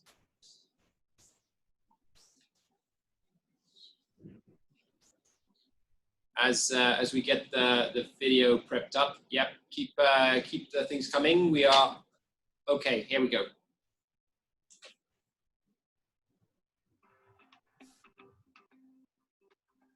Many cities are recognizing the importance of sanitation, and they are currently looking for ways to complement traditional waste treatment plants to ensure 100% of waste is safely managed in a community. In fact, many cities already have 10, 20, or even 30 exhausted trucks emptying sludge from septic tanks and pit latrines. But with no safe place to dump and treat the waste, the city risks a serious disease outbreak. In addition, water utilities, who have traditionally done water and sewerage, are now being asked to expand their mandate to also include sanitation provision. This can be an opportunity for the water utilities. Sanitation has been working in Kenya to support cities to transition to a circular economy. We partner with local governments to develop and operate citywide sanitation infrastructure and ensure waste is safely managed in a community. Here is one of the plans we designed and built in partnership with Nakuru County and Naiva Wasco, the local water and sanitation utility. The plant went from greenfield to commissioning within 12 months. The plant treats and transforms fecal sludge into briquettes that are sold to replace firewood. The fecal sludge to fuel plant is simple. First, The plant receives exhauster trucks that have collected sludge from pit latrines and septic tanks. The fecal sludge is then dewatered, treated, and combined with other waste products like sawdust, bagasse, coconut shells, and rice husks. These products are then pressed together to make a high-performing briquette. Finally, these briquettes are sold to our industrial partners like tea farms and textile factories, where they outperform firewood in their boilers by 15 to 30%. This circular economic process cleans up cities, creates jobs, and reduces carbon emissions. We've been honored to work with Nairobi and Nakuru County, who have been celebrated as champions for taking the lead when it comes to sanitation. We are also helping other counties be leaders on sanitation and develop their citywide sanitation infrastructure through the agreements with Malindi, Kisumu, and Kakuma. Sanitation has multiple partnership options, but ultimately, we want to help the local governments and water utilities to transition to the circular economy and have a clean city. If you need citywide sanitation infrastructure to propel your economy forward, please feel free to reach out to discuss your specific challenges.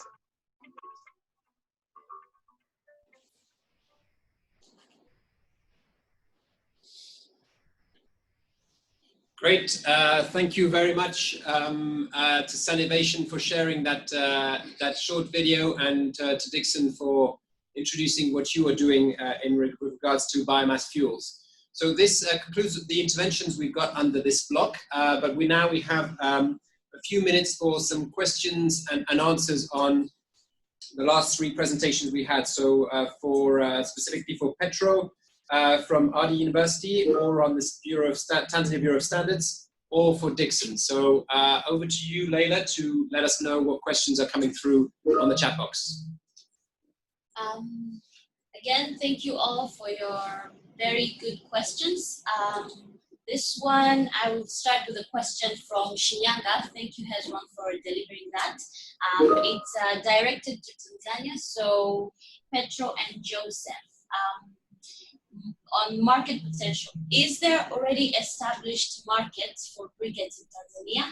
And do we have also the brand name?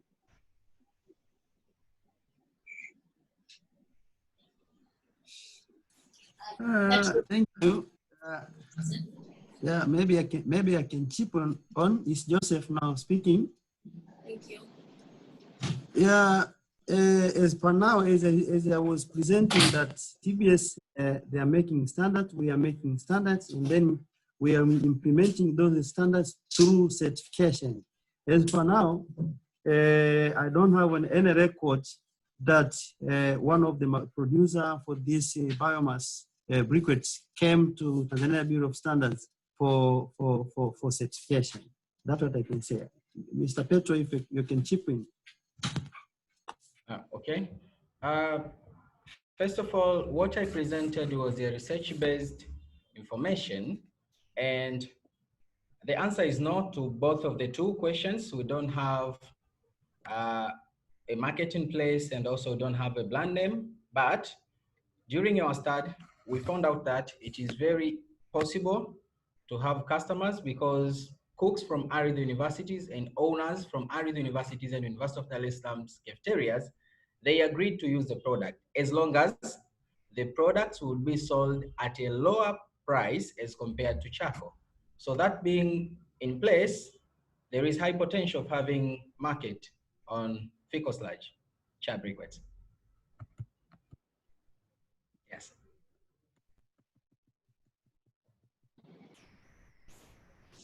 Thank you. We only have time for one more question, so please keep sharing your questions. And to Petro, Joseph, and John, if you can answer it just on the chat box real quick, that would be that would be great.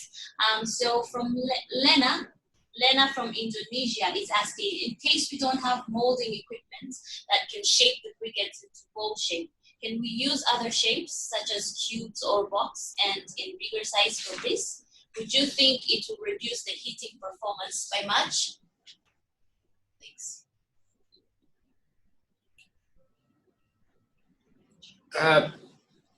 Petro maybe, or Dixon? you have any Yes, thoughts about? I can take it. Okay, go ahead, Petro. Yes, I can. Okay. The shape of the briquettes, it can only accelerate the burning rate of the briquettes. But the parameters like higher heating value, which is calorific value, is not affected by the shape of the briquettes. And also the ash content, because if you are changing the shape or the size, you are not changing the content of the ash by percentage. You are not changing the volatile solids. Those parameters are affected by the content within the briquettes. Let's say if your briquettes have higher moisture content, for sure you'll have a lot of soot during cooking.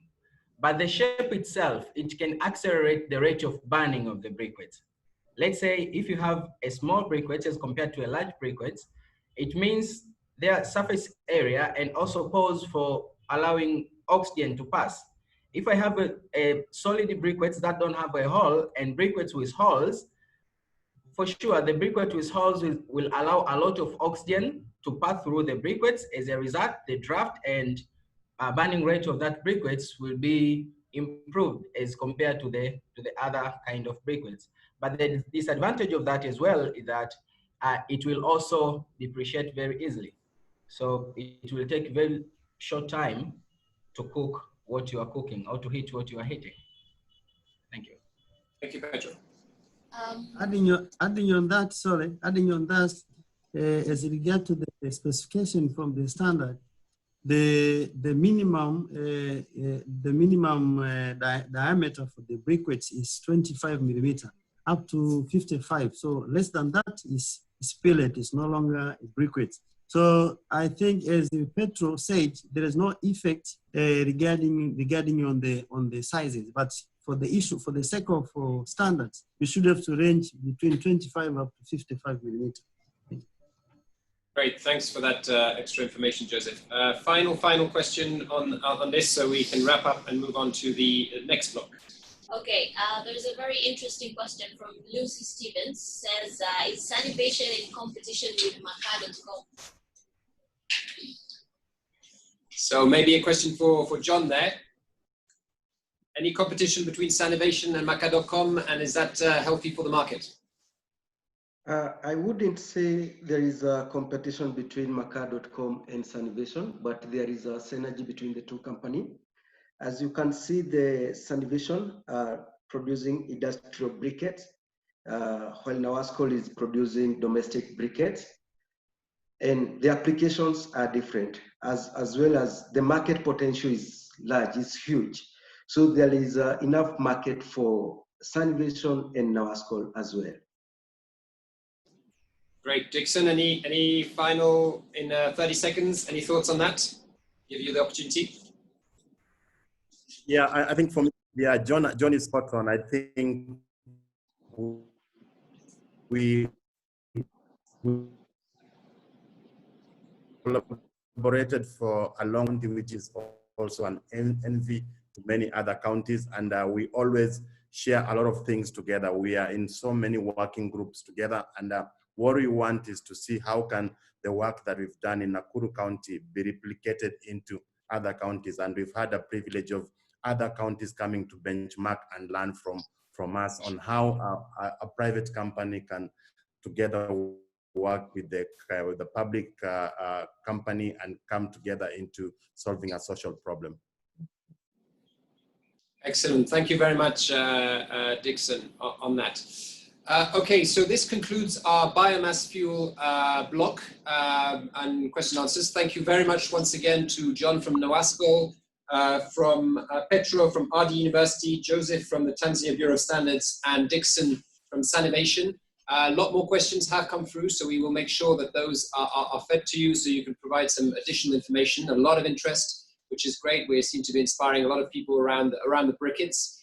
So that's fantastic news. We will now take a short 5-minute break again so we can set up and get the presenters lined up for our third and really exciting session around composting, and specifically co-composting. So stick around for that. Go and grab a cup of coffee, comfort break, and back at 11:12 precisely, if it's 5 minutes from now. Thank you very much. See you in a few.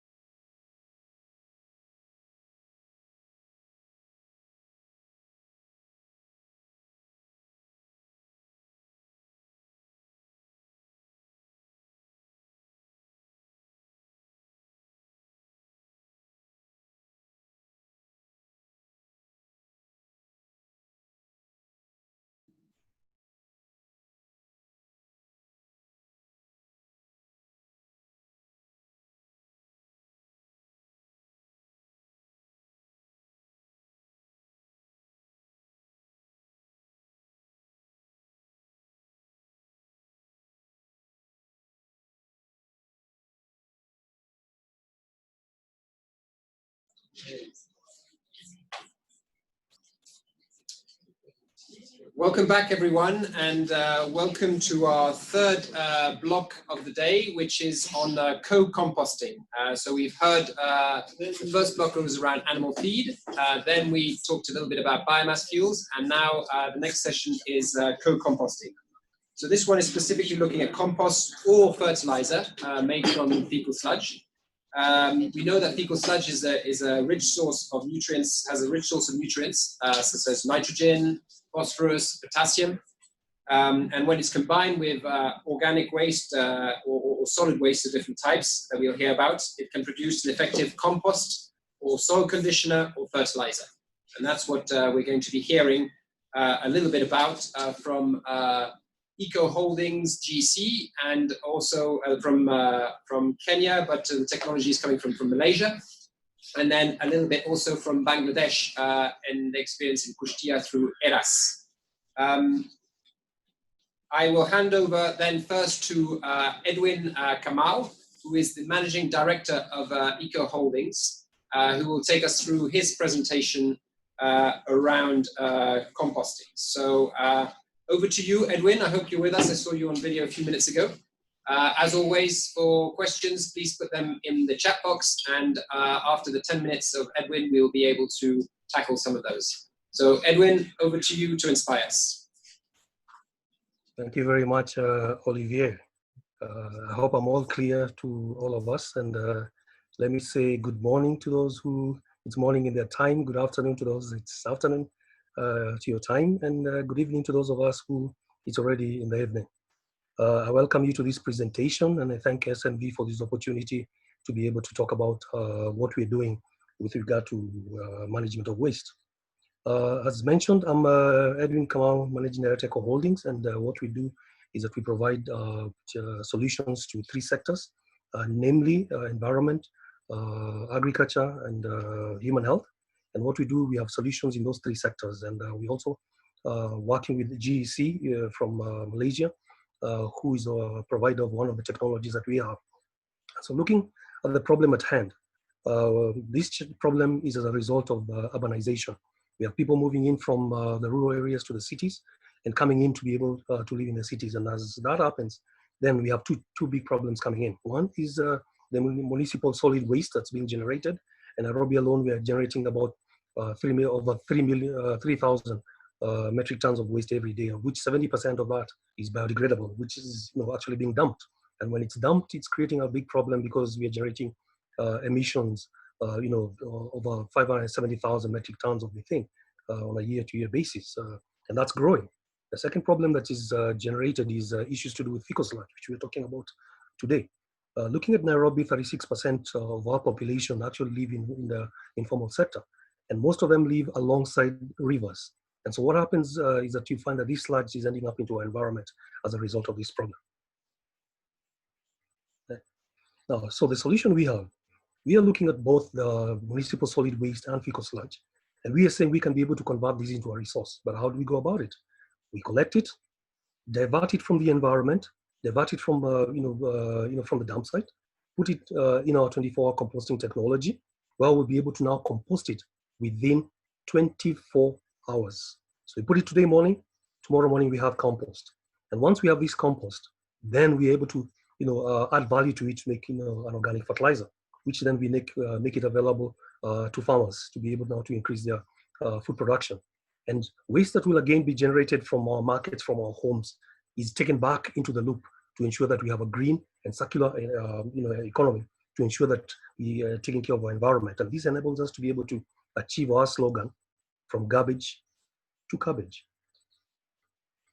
We have 3 products, and the interesting thing about these 3 products is that the backbone on each of them is that we are using a microbial-based or an enzyme-based technology to be able to enable us to be able to meet our objectives. The first product, which is a yard biovitalizer, which is our organic fertilizer, we use the enzyme to actually biodegrade the waste and produce the fertilizer, so that we're able to rejuvenate and restore our soils to increase food production.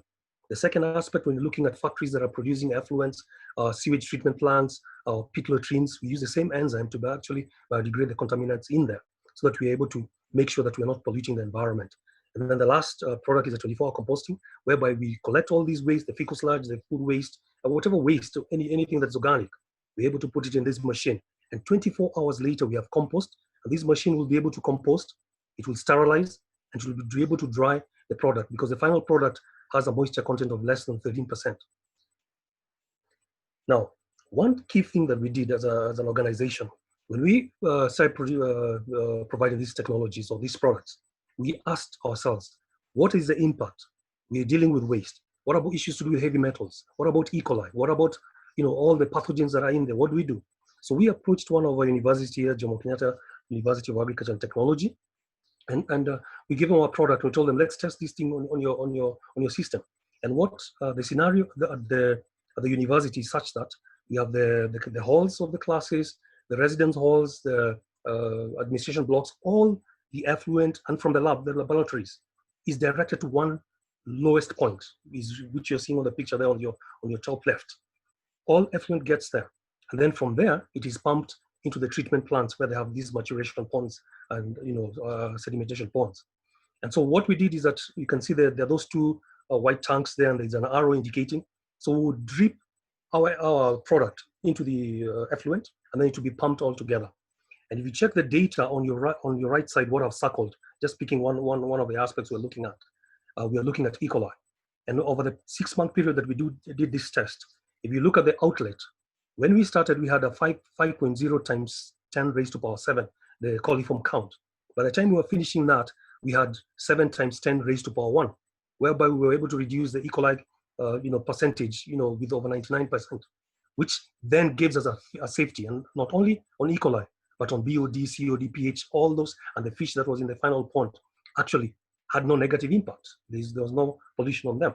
So this gave us a lot of impotence in our technologies.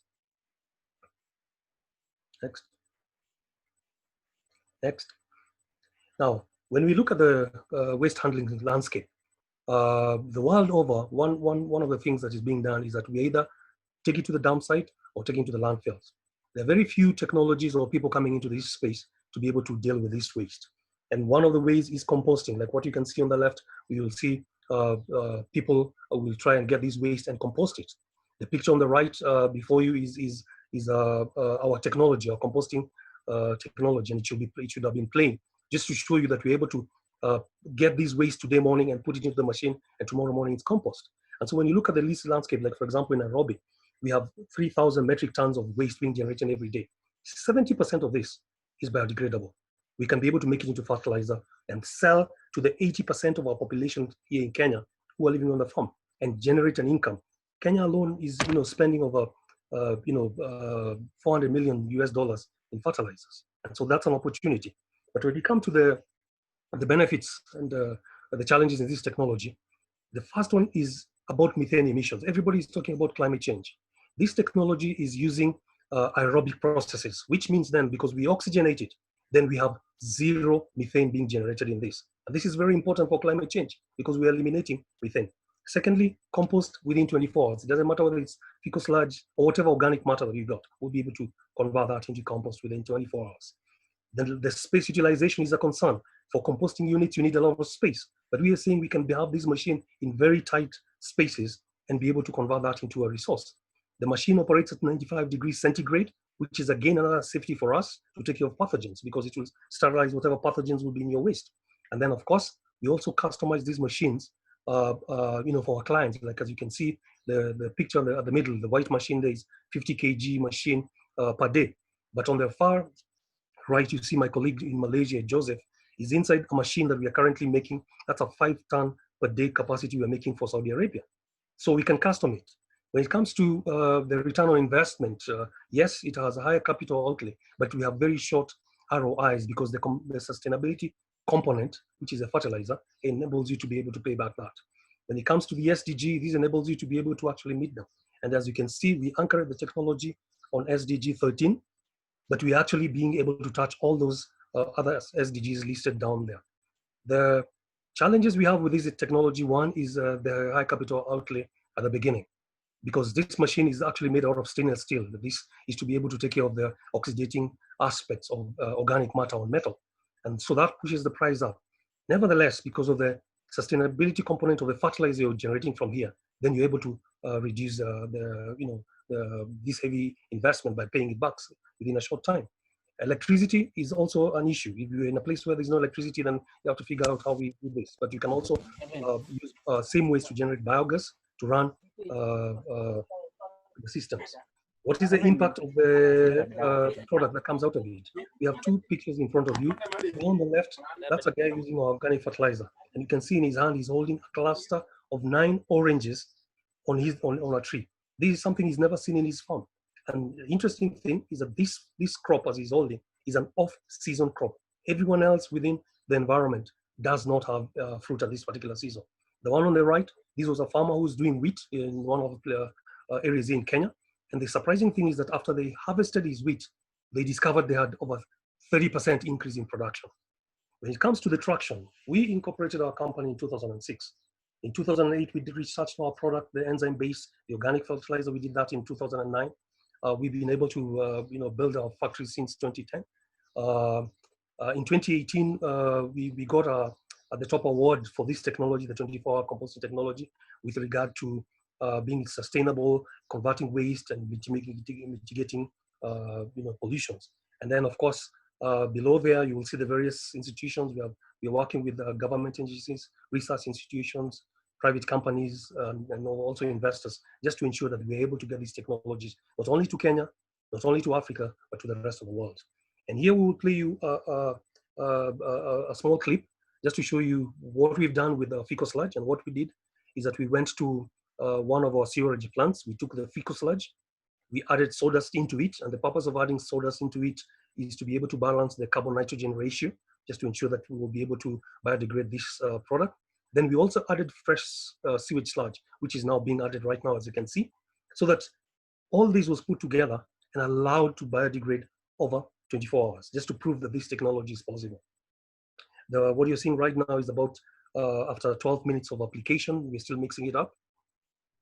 And this technology, all you just need to do is take the waste, put it in the machine, and leave it to run. And as we were doing this trial, one of the things that is a challenge is plastic waste. And so the carrier bags in our country were banned, and we were given these new bags, as you see in the green bags, which we are cutting.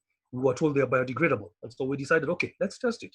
So as we were doing this, the fecal sludge test, we got this bag cut into pieces and put it inside and allowed it to biodegrade. If it's biodegradable, then what will happen is that we will not see it in the compost the next morning, because it's biodegradable.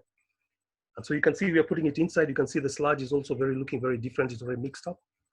And then the interesting thing, later, 20 hours later, there is a compost. And as you can see the bags, they're still in there because they're not biodegradable. And so this is proof that we can be able to convert fecal sludge within 24 hours into compost. And so we are open. Those are our contacts there I've shared. We have our website there. You can see what we've been doing. And at the base there, we have the GEC contacts of my colleague Joseph in Malaysia. But this technology we are putting it out there, not only here in Kenya, but not only in Africa, but in the world, to be able to look at waste management so that we solve these and convert this waste into a resource, even using our slogan, from garbage to cabbage. Thank you very much. Great.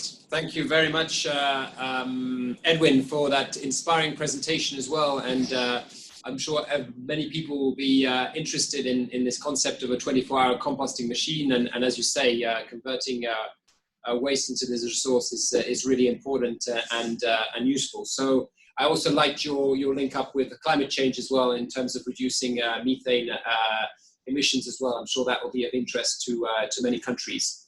So I also wanted to, someone was asking about recordings. We are, as I mentioned at the start, recording the whole webinar so that we can use that as part of the documentation. So all the presentations and what the presenters have said will be shared as a link. Hopefully we'll find a way of doing that as the post-event report. And also I'd like to mention that the GC in Malaysia are also online. So any questions can be directed towards Edwin or themselves as well. So I'm handing over to Leila now to read out a couple of questions around these presentations before we move on to a couple of other, well, one more presentation on co-composting from Bangladesh. So Leila, what's coming through on the chat box?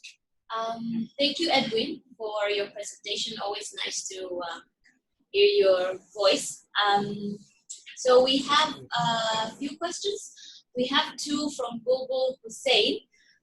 Asking, can co-compost or only fecal sludge fertilizer be used in food crops? And can you share compost and fecal sludge test results? Thank you for the question. We can share the tests. Those are two questions. I'll start with the lower part. We can share tests to show, the results we have and the impact we have on this. With regard to whether we can use fecal sludge, in crop production.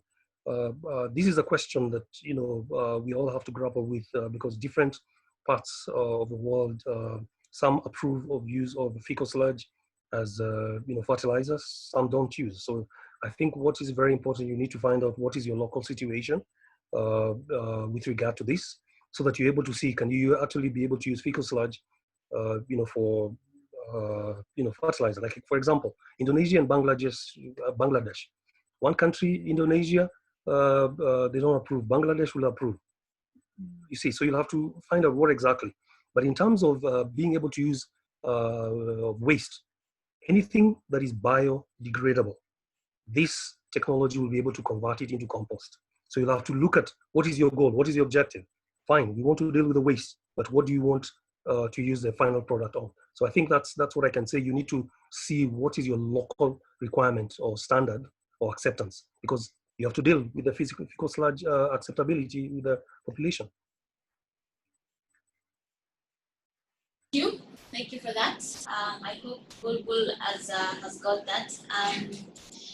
Another question is more about how the 24-hour composting works. How does it work to turn the raw materials into mature compost in 24 hours? Thank you very much. So maybe if you could explain that in layman's terms, so it's not overly technical, but people can get the key message. Thanks. Yes.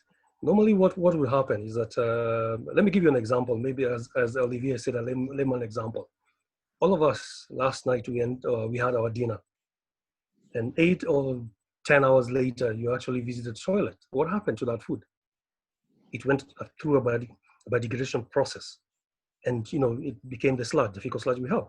So the same thing with organic matter. Once things, organic matter starts to decompose, the microorganisms will break it down into compost. Now, the biggest challenge is that normally our composting processes, there are parameters that you need to balance. You need to balance the moisture content. You need to balance the carbon-nitrogen ratio that you have in there. You need to balance, there are microbes in there. And so what we've done, the 24-hour composting machine is a place where we are controlling our parameters. We ensure we have the right moisture, we have the enzymes in there, and we have the right temperature. So once you have all this put together, then what happens is that these microbes will actually biodegrade all these waste within 24 hours, and we have the compost. So it's a very simple technology which we have patented, which we are actually being able to make available to people, so that they put all the waste in there and let the enzymes that we provide you, which, by the way, let me answer a question I've seen about being at 95 degrees, whether it will be able to cook or to biodegrade the enzymes. we have what we call thermophilic enzymes that we are putting in there. In any composting plant, the temperature will rise from 0 to 70 to 80 degrees. So there's nothing different we're doing. All we're just doing is that we're controlling everything in a box, if I may use that as a word. So everything is done in a controlled environment and allows the natural process to take place. Thank you very much, Edwin. That very convincing presentation there and inspiring. We will keep the questions, as I said, to try and respond to them later, but we will, in the interest of time, move on to our next presenter on the topic of composting. And this time we're shifting all the way to Bangladesh, and specifically Kushtia municipality. We have Sharia bin Rasul is Managing Director of ERAS, who is on the line with us, and he will have 5 minutes to give us another experience around co-composting, which is emerging from Bangladesh, also supported by SNV Bangladesh, I believe. So Sharia bin Rasul, over to you. Thank you very much. Hello everyone, and have a good time in this session. I'm just telling about our experience on producing the co-composting. Our major products are compost, which is produced from urban waste, and also we have another product that is soil nutrient testing kit. So this actually we develop local entrepreneur and training. However, regarding compost selling, we are closely working with Kushtia municipality in Bangladesh, a small town. Both solid waste and fecal sludge collected from that city dwellers are used to produce this compost.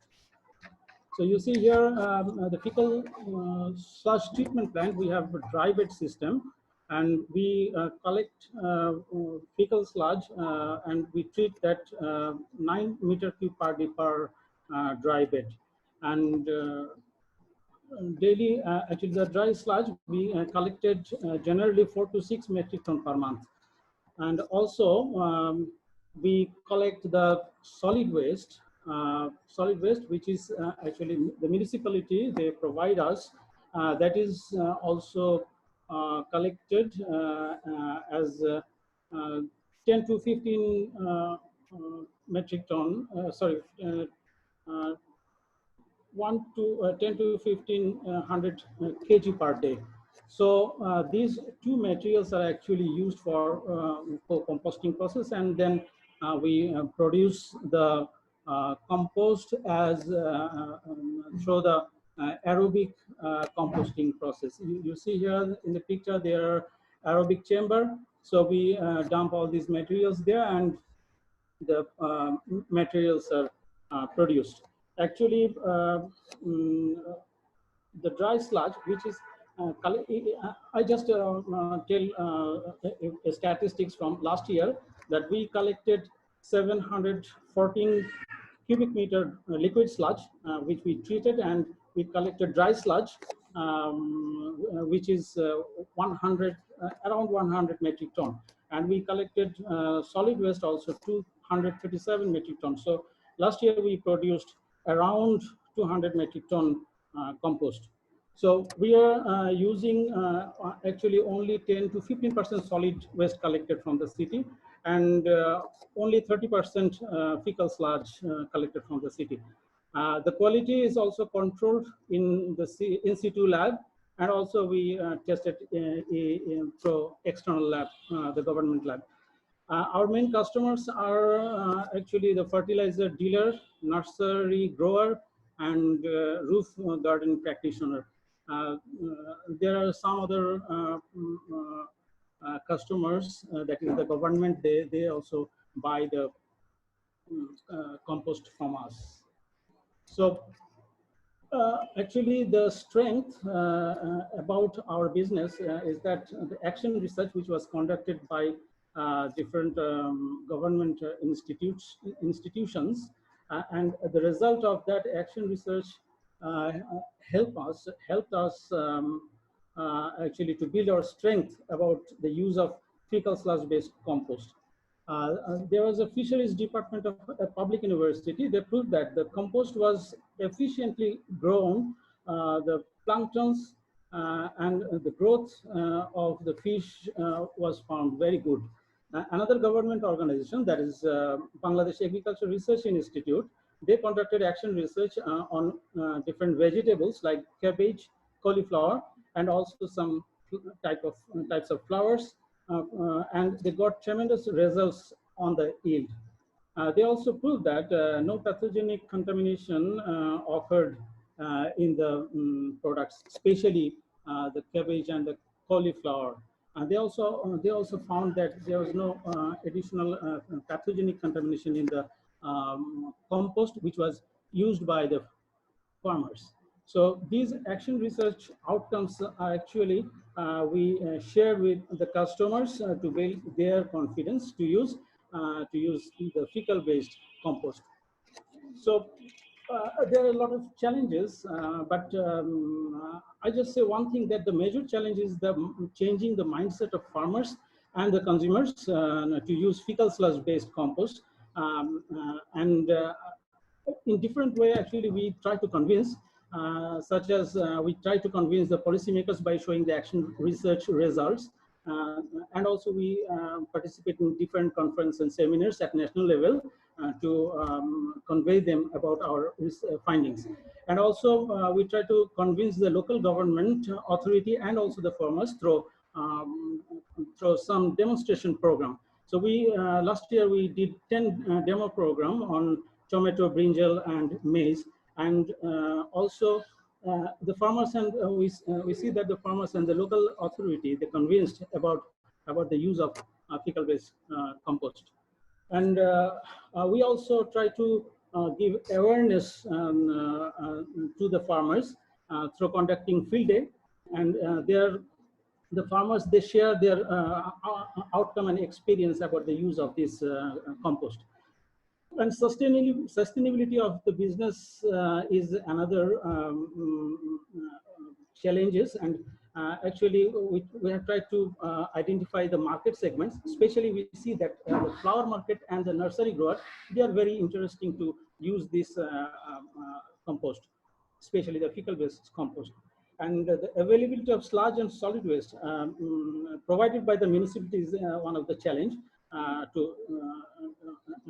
Actually we are trying to communicate with them to be available these raw materials, especially the fecal sludge and the solid waste. So I think there's an opportunity as a private sector engagement with municipal corporation. We successfully treat the sludge, what we get from them, and reuse through co-composting process. So we believe that at collection level of fecal sludge and solid waste, if municipal corporation engages the private sector, the whole process, I think, can be managed successfully. Thank you very much.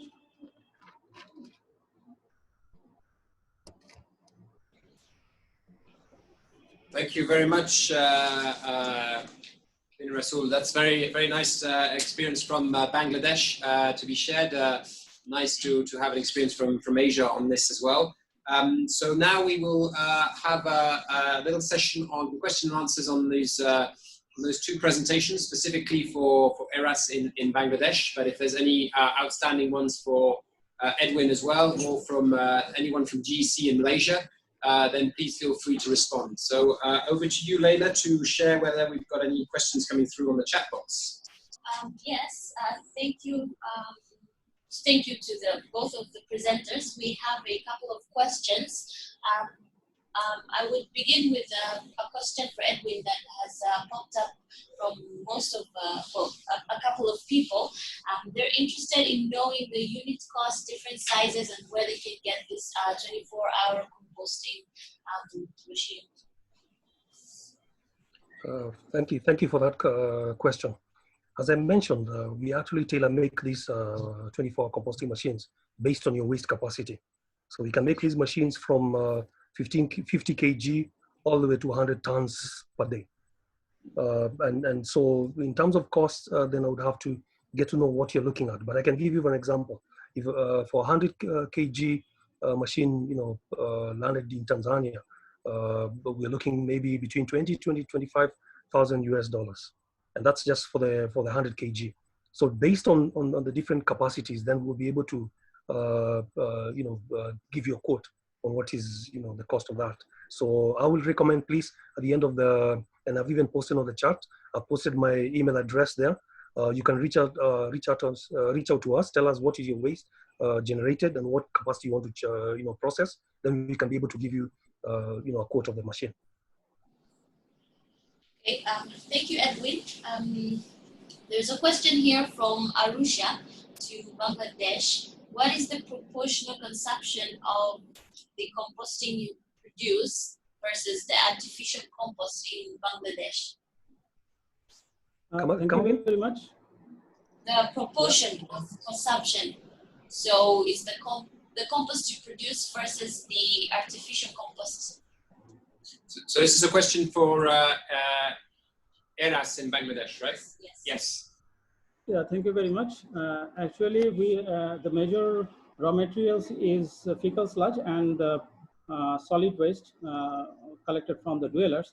So actually now the ratio is that dry fecal sludge, which we collect from the treatment plant, is 40%, and the solid waste, that is 60% as it is collected. I mean, it contains a lot of moisture also. So this is the major ratio, and we also add some other ingredients like especially sawdust, and which actually supply the carbon. So we have to maintain the carbon nitrogen ratio for this. Actually we use, and also we use some that trichoderma that is actually enhance the composting process. So we can say that this is actually the tricho compost. So that is actually the ratio is very minimal. Thank you.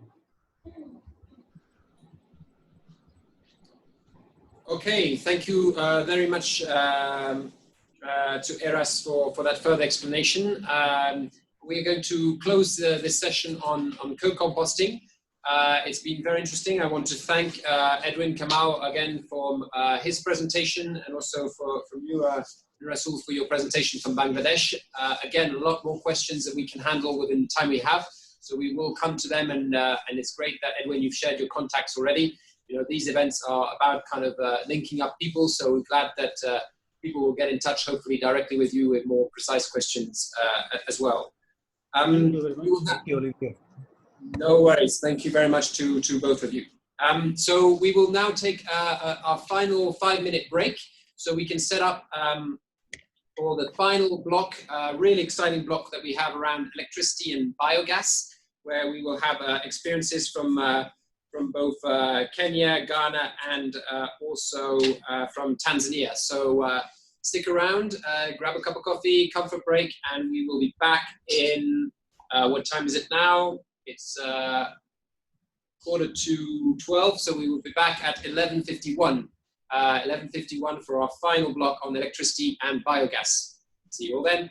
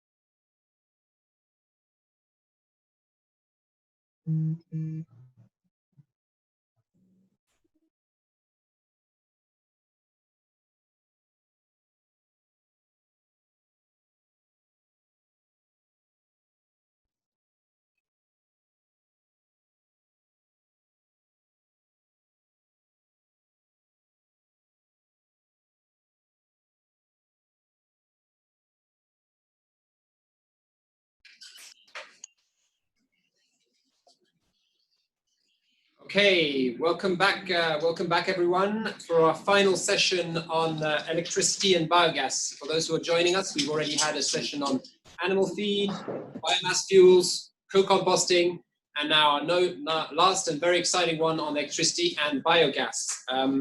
So here we will be looking at the opportunity to turn fecal and other waste into a source of electricity.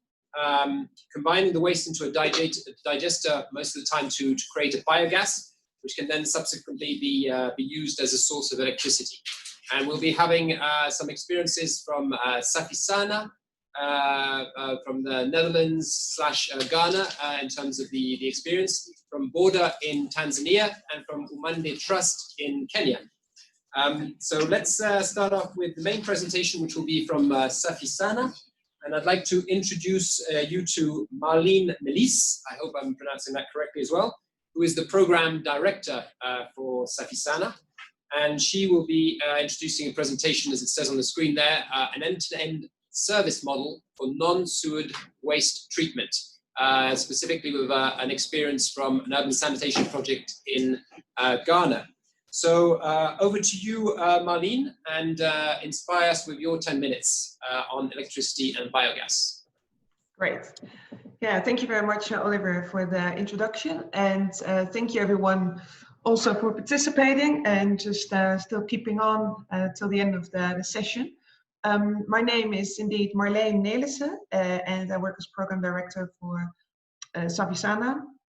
And Safisana is a social enterprise that offers an end-to-end service model for governments and industries that consists of a fully operational waste-to-resource factory and support services including a market assessment, design, build, operate, and transfer. And then with such a model, that will be managed locally, but could be supported remotely through our services. That will be also against a service fee. And any of these kind of models that can be tailored to the specific local circumstances of a country, of any non-sewered peri-urban region worldwide. Savisana started in 2010 in Ghana, as also the main slide indicated. We started off with a pilot project outside of the municipality of Accra.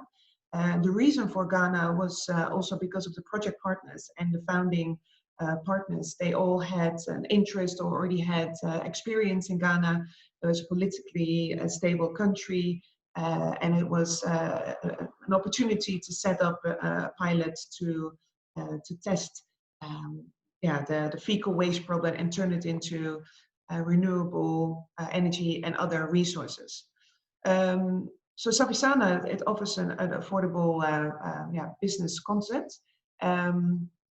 As you can see, we mainly also operate in peri-urban areas because traditionally bigger cities, they want sewerage solutions, but often in many cases it's just not possible because of the high initial costs and also the high cost to operate such facilities. So the market where we are quite active in and could operate very well is then the peri-urban area where we have a good mix of fecal and organic waste. And in rural areas, we would not be really able to operate at such a level because of, usually the toilets are on-site solutions. And due to the lack of resources that we require as fecal waste, an abundance of fecal waste, and also organic waste, that would be a difficult segment for us to operate in. So the concept, as you can see here, is that as a result of the collection of the fecal and organic waste from slums, so from toilets, from the public toilets and pit latrines, we collect through toilet operators, food markets in the area of Ashaiman industries, food production industries mainly. So we work with Olam or Nestle and slaughterhouses, and we use it as a resource to produce organic fertilizer, as you see in the bottom, Biogas+electricity, and that's also where we divide it also in this segment, Biogas+electricity. But we also, after the process of the drying of the wet matter to produce organic fertilizer, we also filter irrigation water that goes into the stabilization ponds, but we also use it for our own crop production and use it to sell it back to the communities. Now, why we are involved in this, why we started this project is mainly also because of, as the WHO also states, that 80% of all wastewater is not treated worldwide, and it's untreated. It flows back into the environment. And in low-income countries, and Ghana is still considered a low or middle-income country, that could increase up to 92% of all wastewater that doesn't get treated. That eventually also has consequences for public health, exposure to unsafe sanitation. So there's a lack of waste treatment, lack of access to improved sanitation facilities, and eventually also the water that gets absorbed, like groundwater. It's unsafe for also water and food production if they use it to spray on the crops. So Savisana, we break that cycle and we utilize the waste from the toilets instead of also building toilets. This is the model that is probably the main, most important part of also presentation. So you see how we collect our waste. It's a first end-to-end model also in Ashaiman, in the municipality where I operate. And at that time that we operated in 2010, there was no means to treat. It's human or food waste, so we've enabled that by collecting waste from communities, as you see in the top. Communities, public and households, toilets.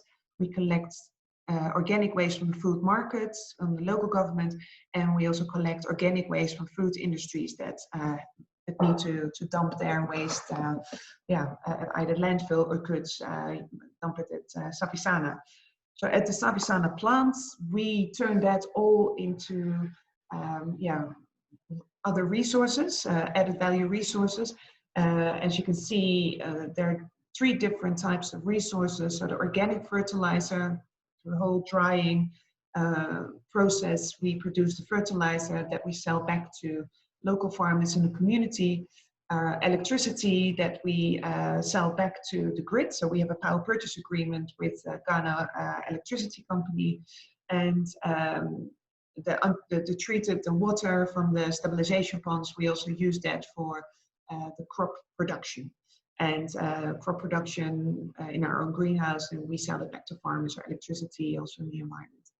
So some of the challenges and hurdles we had to take since 2010, initially it was the unfamiliarity with the concept, so we really had to convince and work together with the local assembly, municipality, business houses to understand what the solution we could provide to the community and assembly of Ashaiman.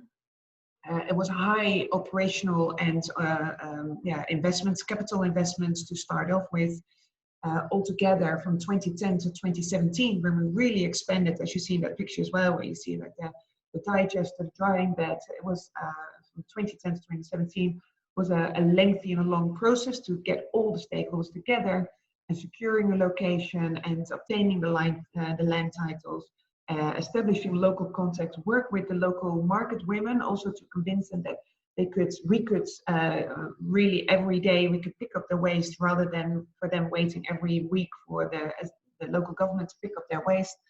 And a huge challenge is also the maintenance of the machinery. So a lot of the machinery and equipment, we had to import that from overseas. It was not locally available. We couldn't source it locally, but also the maintenance of the machinery. We require experts and engineers from overseas. When they come into the country, we also train our own team to be able to maintain and make sure that they have the local spare part available, etc.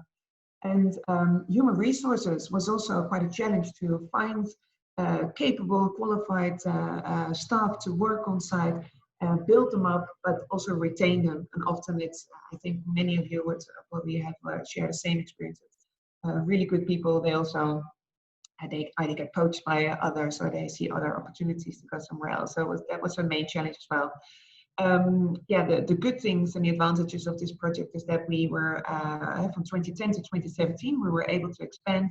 We got a huge interest and financial support from the African Development Bank and the Dutch government to support this idea to expand, and also to get the local government to be interested and to take part in a national steering committee, where we would really use it also as an advocacy platform.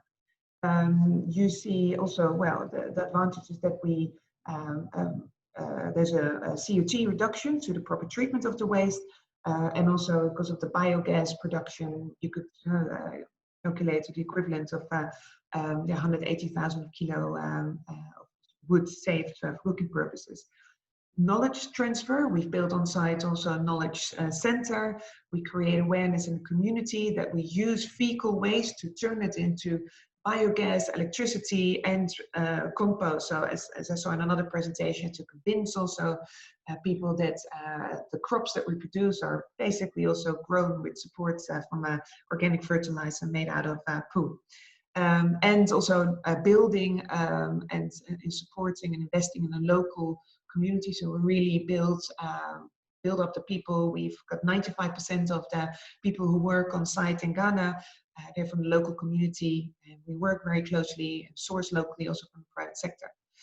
So some of the key achievements over time, as I already mentioned, 2010 we started with a pilot, and in 2017 we're really able to expand at a large capacity.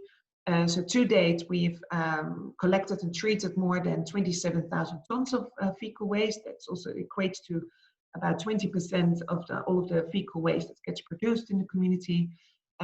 We also treat more than 12,000 tons of organic waste that we collect from markets and local industry. We are the only country in the Western African region that has a power purchase agreement with the electricity company in Ghana, which is a very unique position that we're in. That we were able to work with local government, get a public-private partnership with local government. Obviously, we needed to have also the support and to be able to operate locally. So the MOU with the local municipality, and yeah, it looks a bit weird on the bottom of this this row, but also key achievement is that we are able to produce 85 kilo of organic fertilizer, and probably particularly also on this aspect as the biogas. I could also say that the capacity that we on a daily basis that we produce is about 2,400 kilowatts a day, so 100 kilowatts an hour, of which we sell back 1,600 kilowatts. We put it back into the grid, and the other percentage we used it for our own operational coverage. Yeah. So next slide, please. And I think that's yeah. So you have just 30 seconds or to oh, interrupt. Yeah. Easy, yeah. So this is that the whole concept is not new, and in terms of the different aspects that the technologies that we use, but it's more the combination of treating organic and fecal waste. Yeah, that we the quality control that we also monitor from a distance. So we have an office here in the Netherlands with a small team and a large team in Ghana. So we're able to support them from a distance by also monitor and have a data platform that we've invested in, and we're able to track and monitor, intervene, and provide advice from a distance, which is quite difficult and challenging at times, but yeah, good overall. Yeah, so please visit our website for more information. I have to warn you that the website is currently also under renovation. We're upgrading it, so it might be a little bit of out-of-date data, but it's up in a month. And if you have any further questions, please also contact me. Thank you. Great, thank you very much, Marlene. I appreciate 10 minutes is quite tight, but I think you covered a lot of ground, and I appreciate as well you sharing both the challenges and kind of achievements that you've gone through this process. I think that's really interesting for everyone to listen to. So in terms of the time, let's go straight to some questions and answers, specifically around Safisana's experience and presentation. So I'm going to hand over to Leila to give us a couple of good questions that you can answer to clarify further. Over to you, Leila. Hi, Marlene. Thank you for the presentation. We have a couple of questions here from Arusha, specifically from Mr. Alan Mushokana, a sanitation coordinator from the Arusha City Council. He asks that you're collecting sludge from households level. Why not from the waste stabilization plants? Is there a reason? What makes the difference? Thanks. Yeah, no, that's a good question. Thank you. So in the vicinity of the Ashaiman plant, there is no wastewater treatment facility. There's only one, in fact, there is one where the trucks, they also dislodge at that facility, but often we are not really able to confirm whether they dislodge it there at the wastewater treatment facility, or we have assumptions that they might actually dump it into the water. Just in the environment, and it's an option for fecal truck operators as well, that they so they have to dislodge, they have to empty all of those septic tanks in the communities. So we rely also on those truck operators, and they could either just dump it at the wastewater treatment plant, which is basically out of its proportion. It can't cope with the capacity. And we offer the solution that they can also come to Safisana, where they are sure that it gets dislodged and treated in a safe manner. So we don't collect it from the wastewater treatment, but we offer a counter solution, basically. Thank you. I hope Alan got that. There's a further curiosity from Alan on what the community benefits from their sludge being collected.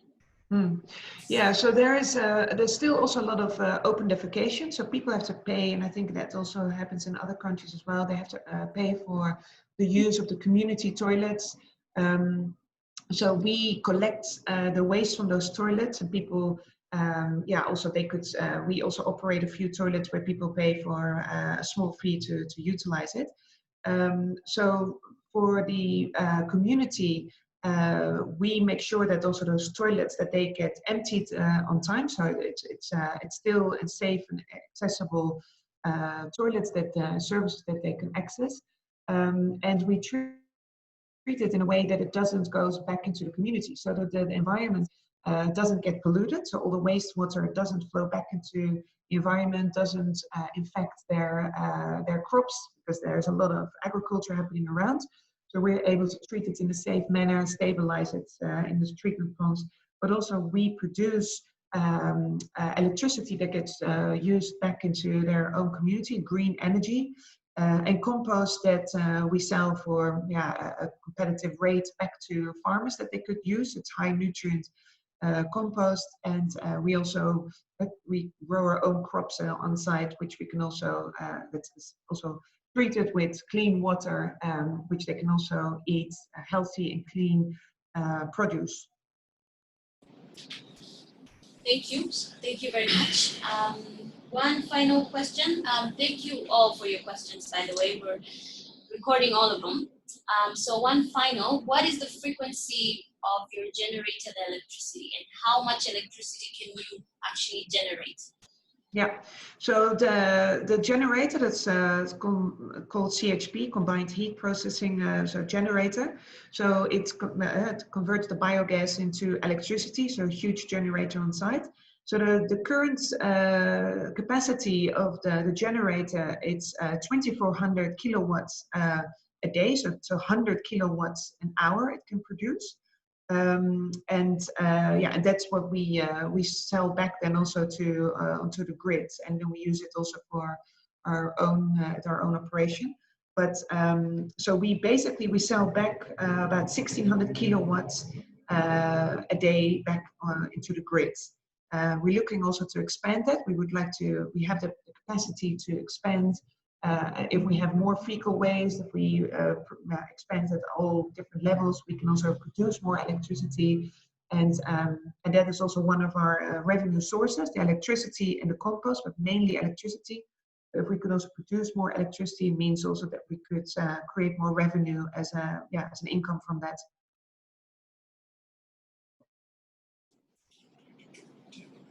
Great, thank you very much, Marlene. Thank you very much to all for your questions relating to that. We have a couple more interventions on this specific topic of electricity slash biogas. So moving on in terms of time, I'm going to now hand over and introduce to you Godlove Goda, who is a senior engineer with Border Tanzania. And he is going to share their experience in Tanzania around biogas from fecal sludge treatment plants. So Godlove, you have 5 minutes. Over to you. Okay, thank you very much. Hello, everyone. As I've been introduced, my name is Godlove Goda, and I'm working for Border. Border stands for Bremen Overseas Research and Development Association, and we are dealing with urban sanitation, like citywide sanitation planning, decentralized wastewater and fecal sludge management, also solid waste management, and as well as capacity building for the sanitation sector. So I'm happy today to share about our interventions on fecal sludge management, and especially on biogas recovery from the treatment process. So on the picture there, you can see one of our model treatment plant, whereby we use biogas digesters for capturing this biogas. And yeah, on my top left corner, you can see a layout of a treatment plant, whereby in my next slide, I will show you, how that digester looks like. Yeah, there. Again, on my top left corner, you can see that layout of a treatment plant, whereby if you follow the arrow, you see the digester, how is it being constructed physically. And then on my left, on my top right corner also, there is another model of a treatment plant, whereby actually this one is being owned by a certain NGO in Dar es Salaam here. It's called Umawa, and it's been constructed within a compound of this NGO. And the biogas that is being generated from this digester is being reused, or is being used by the operator or the owner of the facility, whom of course we will have, I think, an opportunity for him to share his experience on that tomorrow. So there you can see some pictures of the lady enjoying using this biogas. And as far as production is concerned, so The biogas produced per day in this treatment plant is about 2 to 4 cubic meters every day. And this biogas is rather like a bonus during the treatment process.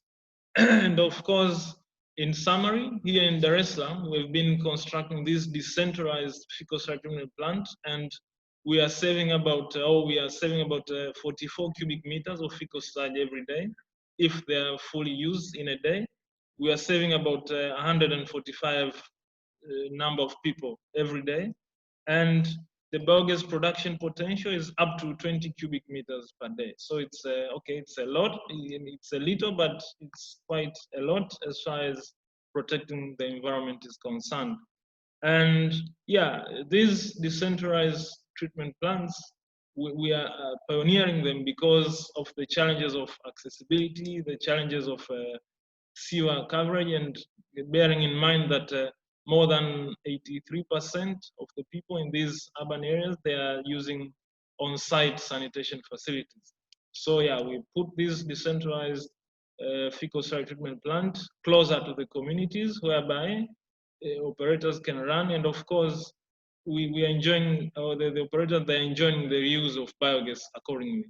So yeah, thank you very much. I think we can share more during question and answers. Thank you very much. Thank you very much, Godlove, for sticking to time and giving us a nice insight in what you're doing in terms of Dar es Salaam and how you're working with the communities and how both the technology and the management system works there. We have another final intervention, nice one by Benazir Omoto, to wrap up the interventions on this block. So Benazir Omoto is the acting managing trustee for Umande Trust in Kenya, and will also be talking to us a little bit about converting the sludge into biogas. And his title, Reinventing the Public Toilet, sounds really interesting. So over to you, Benazir, to tell us in 5 minutes what you're doing. Thank you very much for this opportunity. As introduced, I'm Benazir from Umande Trust. So I'm pleased to share with you our story. Umande Trust works with the different stakeholders to ensure that we have coordinated and competent actions. And so our model generally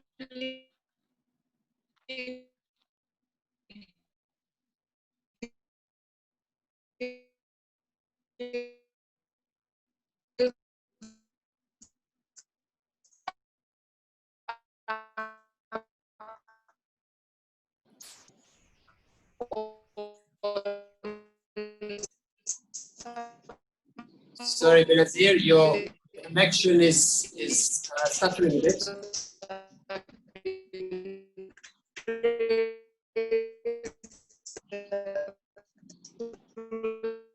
Benazir, can you hear me? Sorry, Benazir, can you hear me? With the internet connectivity.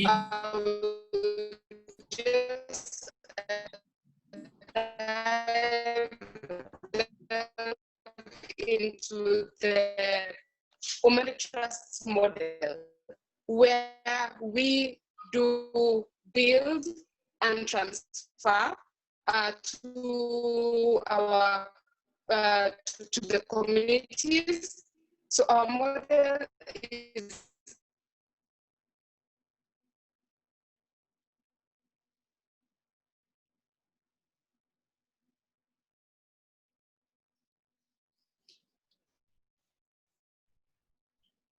unfortunately, it looks like Benazir is having a little bit of a challenge in terms of internet connectivity. We might give it a couple of minutes just to see whether that's going to improve. We're trying to let her know via chat as well. If not, we will move on to the question and answer session. So keep those coming through in the chat box as we try and get Umande Trust back. So it looks as if, has she dropped off or is she still online? Okay, looks like we may have lost Benazir, unfortunately. I mean, out of 12 presentations or how many we've had, This is the first one, so it was bound to happen at some point.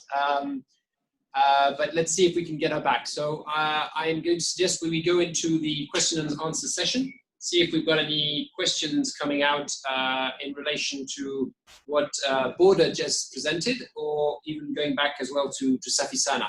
So any questions, Leila, coming through on the chat box, or Eva from Arusha or Shinyanga, please feed those so we can address those while we try and get Umande Trust back. Leila? Yes. There is a question addressed to Safisana from Constance. It says, what is the potential biogas harvest from fecal sludge? Yeah, thank you, Constance.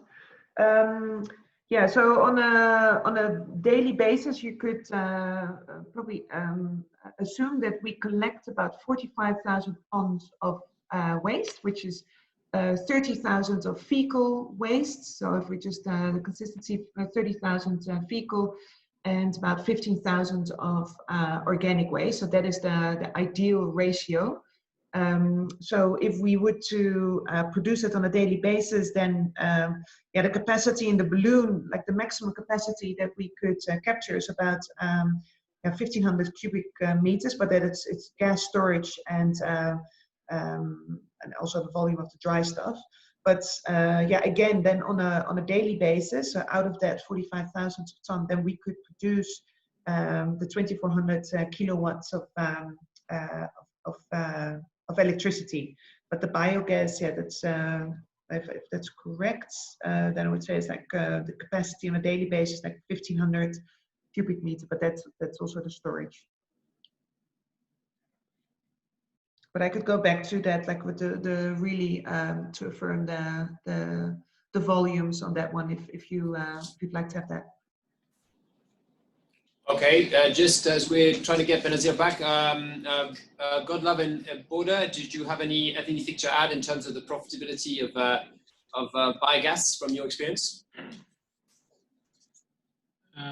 Yeah, from my experience, from the treatment plans that we are implementing, I think it is profitable, depending on, I mean, what do you mean by profitability? But from the feedback we are getting, for example, from these beneficiaries who are using them, they are saying it saves their energy costs up to 30%. So that's already quite something. So I would say, yeah, it's beneficial. Yeah. Thanks, thanks for that addition. Just checking with whether we've got Benazir Omoto back online. Benazir, are you there?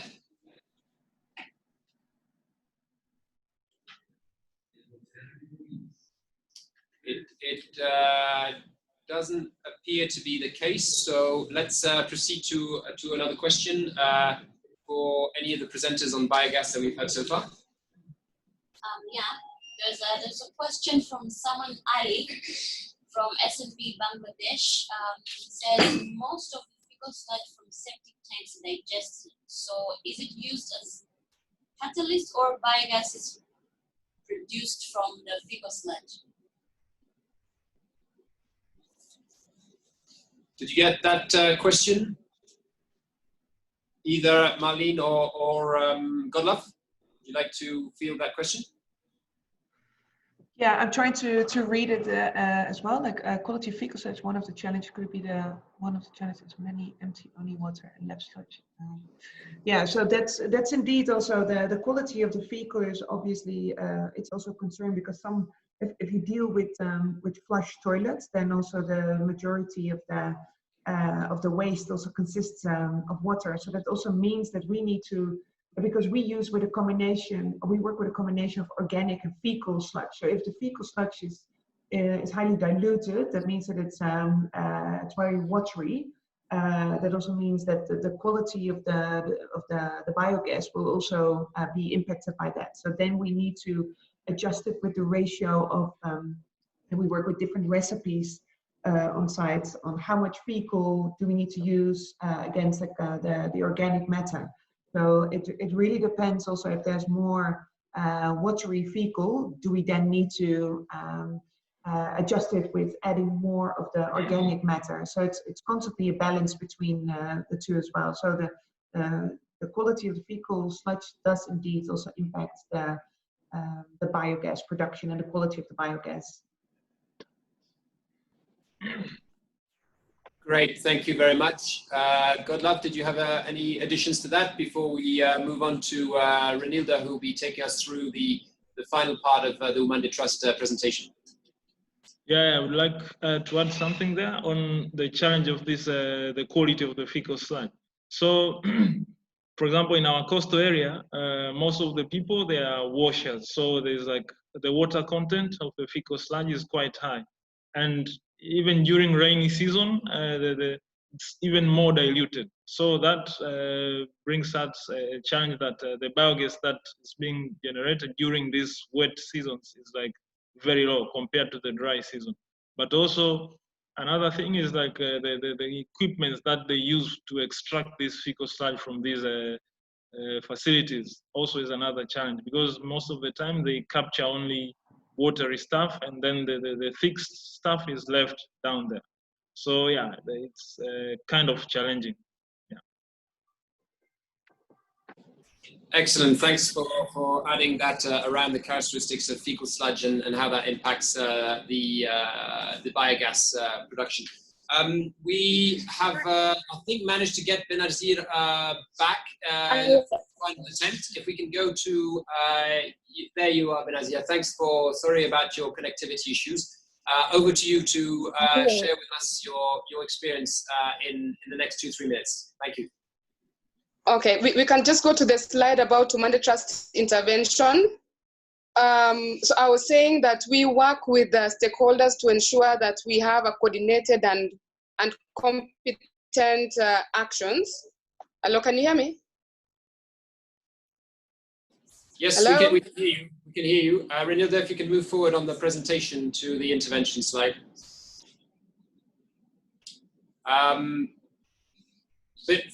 Okay, we lost.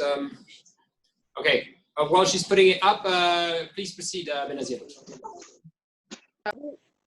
Yes, we build and transfer to the communities. So the model is the build and transfer, and the communities manage them through a social enterprise. And so what, in essence, we do in terms of now just reinventing the public toilet is looking at issues of resource recovery through biogas production, which is used at a localized level. And then we also have a lot of advocacy happening around the centers. And so we tend to look at the whole model from a point of getting universal access, but also looking at profitability. So on the slide there, you see the biosanitation model that we have, and we do community design so that communities can appreciate, they can be engaged in the process, and at the end of the day, we design a model that suits their use. We work in the urban informal settlements and in schools and in market areas. And for the urban informal settlements, the sanitation situation or challenges are known. And so we tend to not only look at sanitation, but look at other variables within the community, other profit centers, or improving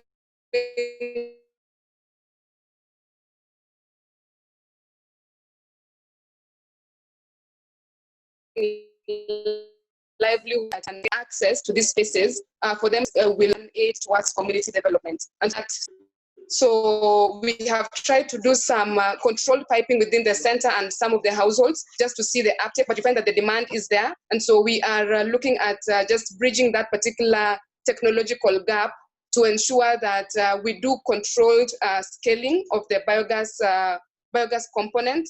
We've also started doing trials on briquette production as well. So it's still on a learning curve, trying to close the sanitation loop. Because previously we tried to go through, the Synergy model, or even to put in place fertilizer. But for us, we have seen that energy still remains to be a very big issue within our country. And so getting alternatives, there's already an already market and there's an existing problem. So such interventions can go a long way in scaling that. And like I say, that we use our center. So ours is more of an advocacy model, in as much as we're also addressing the issues of sanitation, issues of energy access, so energy and climate change. We're also looking at that as a holistic approach. We also tend to look at the centers within a radius to ensure that we are impacting that particular community on issues or to do with even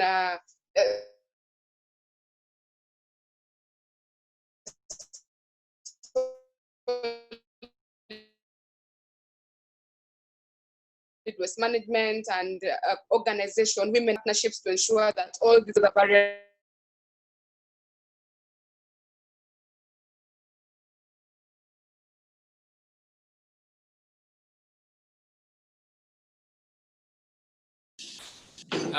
Okay, thank you, Benazir. Sorry, I think we're still having a few challenges on your connectivity issue. So we're seeing the impact slide and a few nice photos. At least we managed to hear a little bit about your experience specifically targeting. Yes, so on the impact,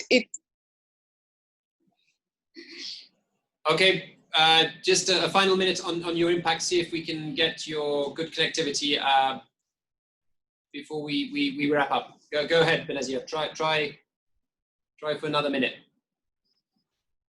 Yeah, all right. So creation from the whole model, from construction to management. We have also improved the environment in general because open defecation is controlled and contained. And just another one that is also major is improved sanitation access, and which also impacts on the community's health. Thank you very much.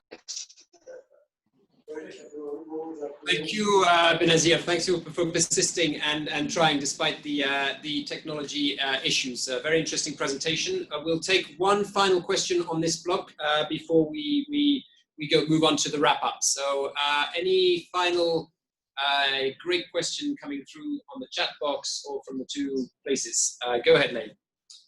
Thank you, Benazir and Pole, for your internet connections. We have one question from Arusha, Tanzania. The community you're working with is complicated, and despite the Kenyan efforts to crack their heads on, okay, it's an interesting word, to rescue. So what are the tricks or methods you use to bring them on board so that they give you a maximum, or say, cooperation? So that question was just directed to Benazir? Yeah. Okay, Benazir, did you hear the question? I can type it up, and then maybe you can also answer on the chat box if connection is a problem.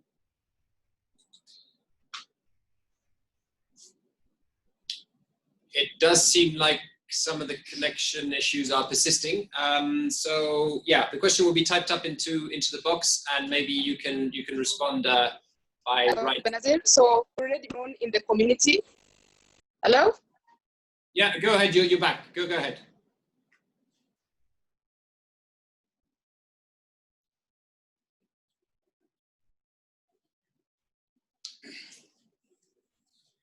No.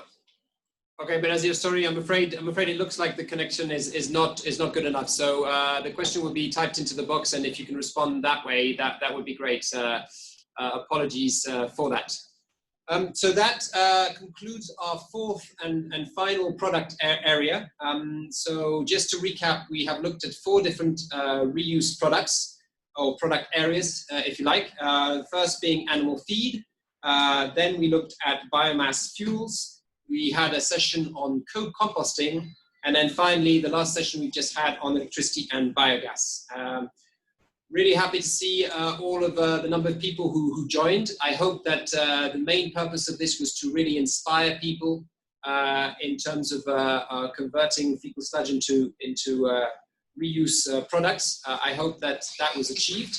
We will, in terms of the next steps that I'll go through in a second, I just wanted to give a very brief summary in terms of very happy about the challenges and successes, and we really appreciate your honesty and your candidness in terms of what challenges are faced and what the successes have been in your journey. And I think that's always really useful as a learning point to start off with. I hope it's inspired a lot of people within Tanzania and outside. We talked, you presented a lot around the technologies that are there, and some really inspiring examples in terms of the quality of the products that can be generated, but also in terms of the competitiveness of those products compared to similar products in the market, and some advantages in terms of whether it's around methane emissions or whether it's around cost or the effectiveness of the product compared to other products similar to those. So that's really encouraging. Obviously, in terms of challenges, often it's not linked to the technology itself, although you did mention that capital costs is a big issue to start off with. But depending on the product, return on investment and scale of recuperating that varies according to product and obviously the demand. And this is where one of the key challenges all of you raised, I think, is in terms of changing mindsets to be willing to try and use some of these reused products that are being generated. So a lot of efforts you mentioned around awareness, practical demonstrations. Obviously, people a lot of the time are new to these concepts, and to be able to convince them. You all talked about the need to kind of demonstrate and have practical demonstrations, have people champions for some of these products. But that is possible, and you've given us some really inspiring successes and achievements that you've been able to do. We talked a little bit about the governance and regulations as well in terms of standards, which are also very new across the countries. A lot of standards are being developed as we go along, as this kind of area of work is being expanded. There's still some gaps, obviously, that can be filled in, but hopefully we get some good exchange in terms of experiences on those things as well. So we will try and capture some of the most interesting points within this post-event report that we hope to send out later after this event, which will also include all the links to the presentations. And as mentioned at the start, we have been recording this webinar, so we will also be able to share the actual presentations, audio presentations and video presentations of this webinar. So hopefully that will enable the conversation to continue with all the contact details of the various presenters, so that each of you can follow up and we can create this kind of network around following up on your interesting questions. The other point to mention around this is, sorry, I've just realized my video wasn't on. The other part of, other than the event, post-event report, which will be shared, this is part of a three-day series, as I mentioned. So we will be having a session tomorrow, 9th of July, on sharing the market study findings around Arusha and Shinyanga, which is part of the WASH SDG program that I presented at the start. The study has been done by the Nelson Mandela Institute here in Arusha, looking at the demand for some of these products around animal feed, around biofuels, and around fertilizers, understanding the willingness to use and to pay for these things, and understanding also a little bit the kind of enabling environment. So those findings will be shared tomorrow during a session with stakeholders from Arusha and Shinyanga and some of the national level stakeholders in Tanzania. Then on the 10th and the 14th of July, there will be separate sessions specifically with Arusha and Shinyanga stakeholders to take forward some of the recommendations coming out of that study, so that we can pilot some more of some of these products within the country. With the idea that by the end of 2020, we will have another kind of webinar or learning session to share some of those experiences that are coming out of the two cities and are coming out of the WASH SDG program that SNV is leading in collaboration with Arusha City Council, Shinyanga Municipal Council, the water utilities in both cities, and the national level. So that's the next kind of steps in terms of the process. I will now like to hand over very briefly to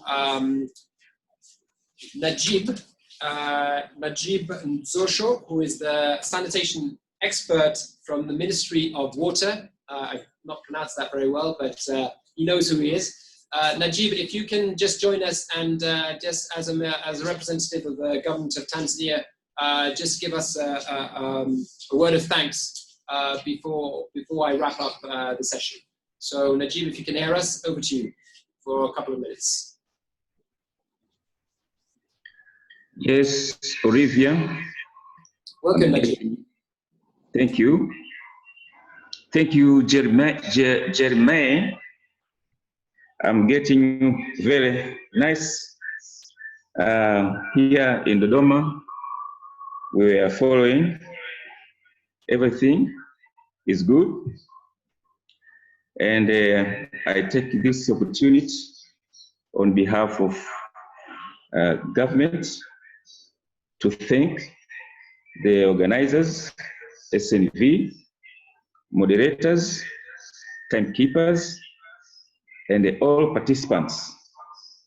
The experience from the presentation and the discussion on the use of fecal sludge is extraordinary. I congratulate the presenters for good presentation. To mention a few, my friends Kamau, Sheila, Nerise, John, thank you for the presentation.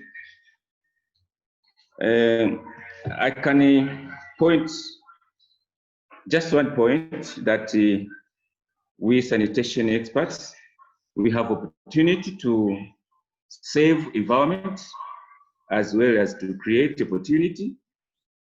To create employment. So we have good time to make use of these learning sessions, to make use of them in improving the living standard. Thank you. Back to you, Jermaine. Thank you very much, Najib, for those words. Really appreciate the collaboration we have with the Ministry of Water, the Ministry of Health, the President's Office, and all our partners here in the city in moving forward the WASH SDG program. It just remains in the last few minutes for me to thank the presenters once more. I think you did a really good job in terms of inspiring us, judging by the number of questions that were coming through. There's still a lot of interest. And I hope that you will be able to support us in answering those. So specific thanks to Nawasco on the biomass fuels, RD University, the Tanzania Bureau of Standards, Sanitation, and then we moved on to an animal feed and Sanogy and Meru University. Thank you very much as well for the compost. Special thanks to Eco Holdings and GC in Malaysia. And from the experience we had in Bangladesh, it was great to have some experience from those sides as well. And finally, for all those who stayed around as well for the electricity and biogas presentation, special thanks to Safisana, to Border, and to Umande Trust. I'd like to thank our partners as well in Arusha, from the AUSA and from the City Council, who are here with us in the room today and will be accompanying us over the next 2 days as we try and see what can be feasible to push forward into cities. Similarly, Shinyanga, thank you very much to Shuwasa and to the Shinyanga Municipal Council, who are also participating via the venue in Shinyanga. We look forward to some of our experiences there. I would also like to thank all of you who have been contributing through your questions. Great level of participation always shows, and it's always good feedback that the topic that we're covering is really interesting. And finally, I'd like to thank specifically my team. Obviously, these events take a lot of preparation to put together.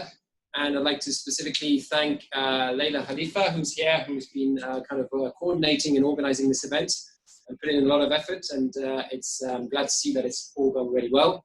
Hezron Magambo, who is in Shinyanga as well, for his support and link up with all the presenters.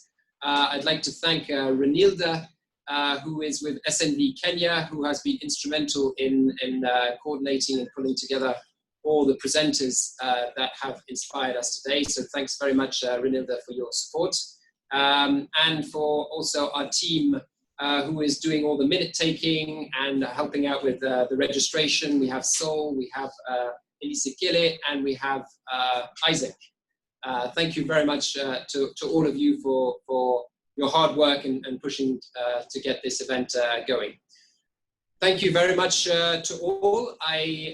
We will be in touch with you all through this post-event report, and please do keep in touch if you've got any more questions post the event. But other than that, I would like to thank you, wish you all a good day, and we will be in touch again with another event further later in the year once we've piloted things in Arusha and Shinyanga. All the best. Many thanks to you all. Bye for now. Right.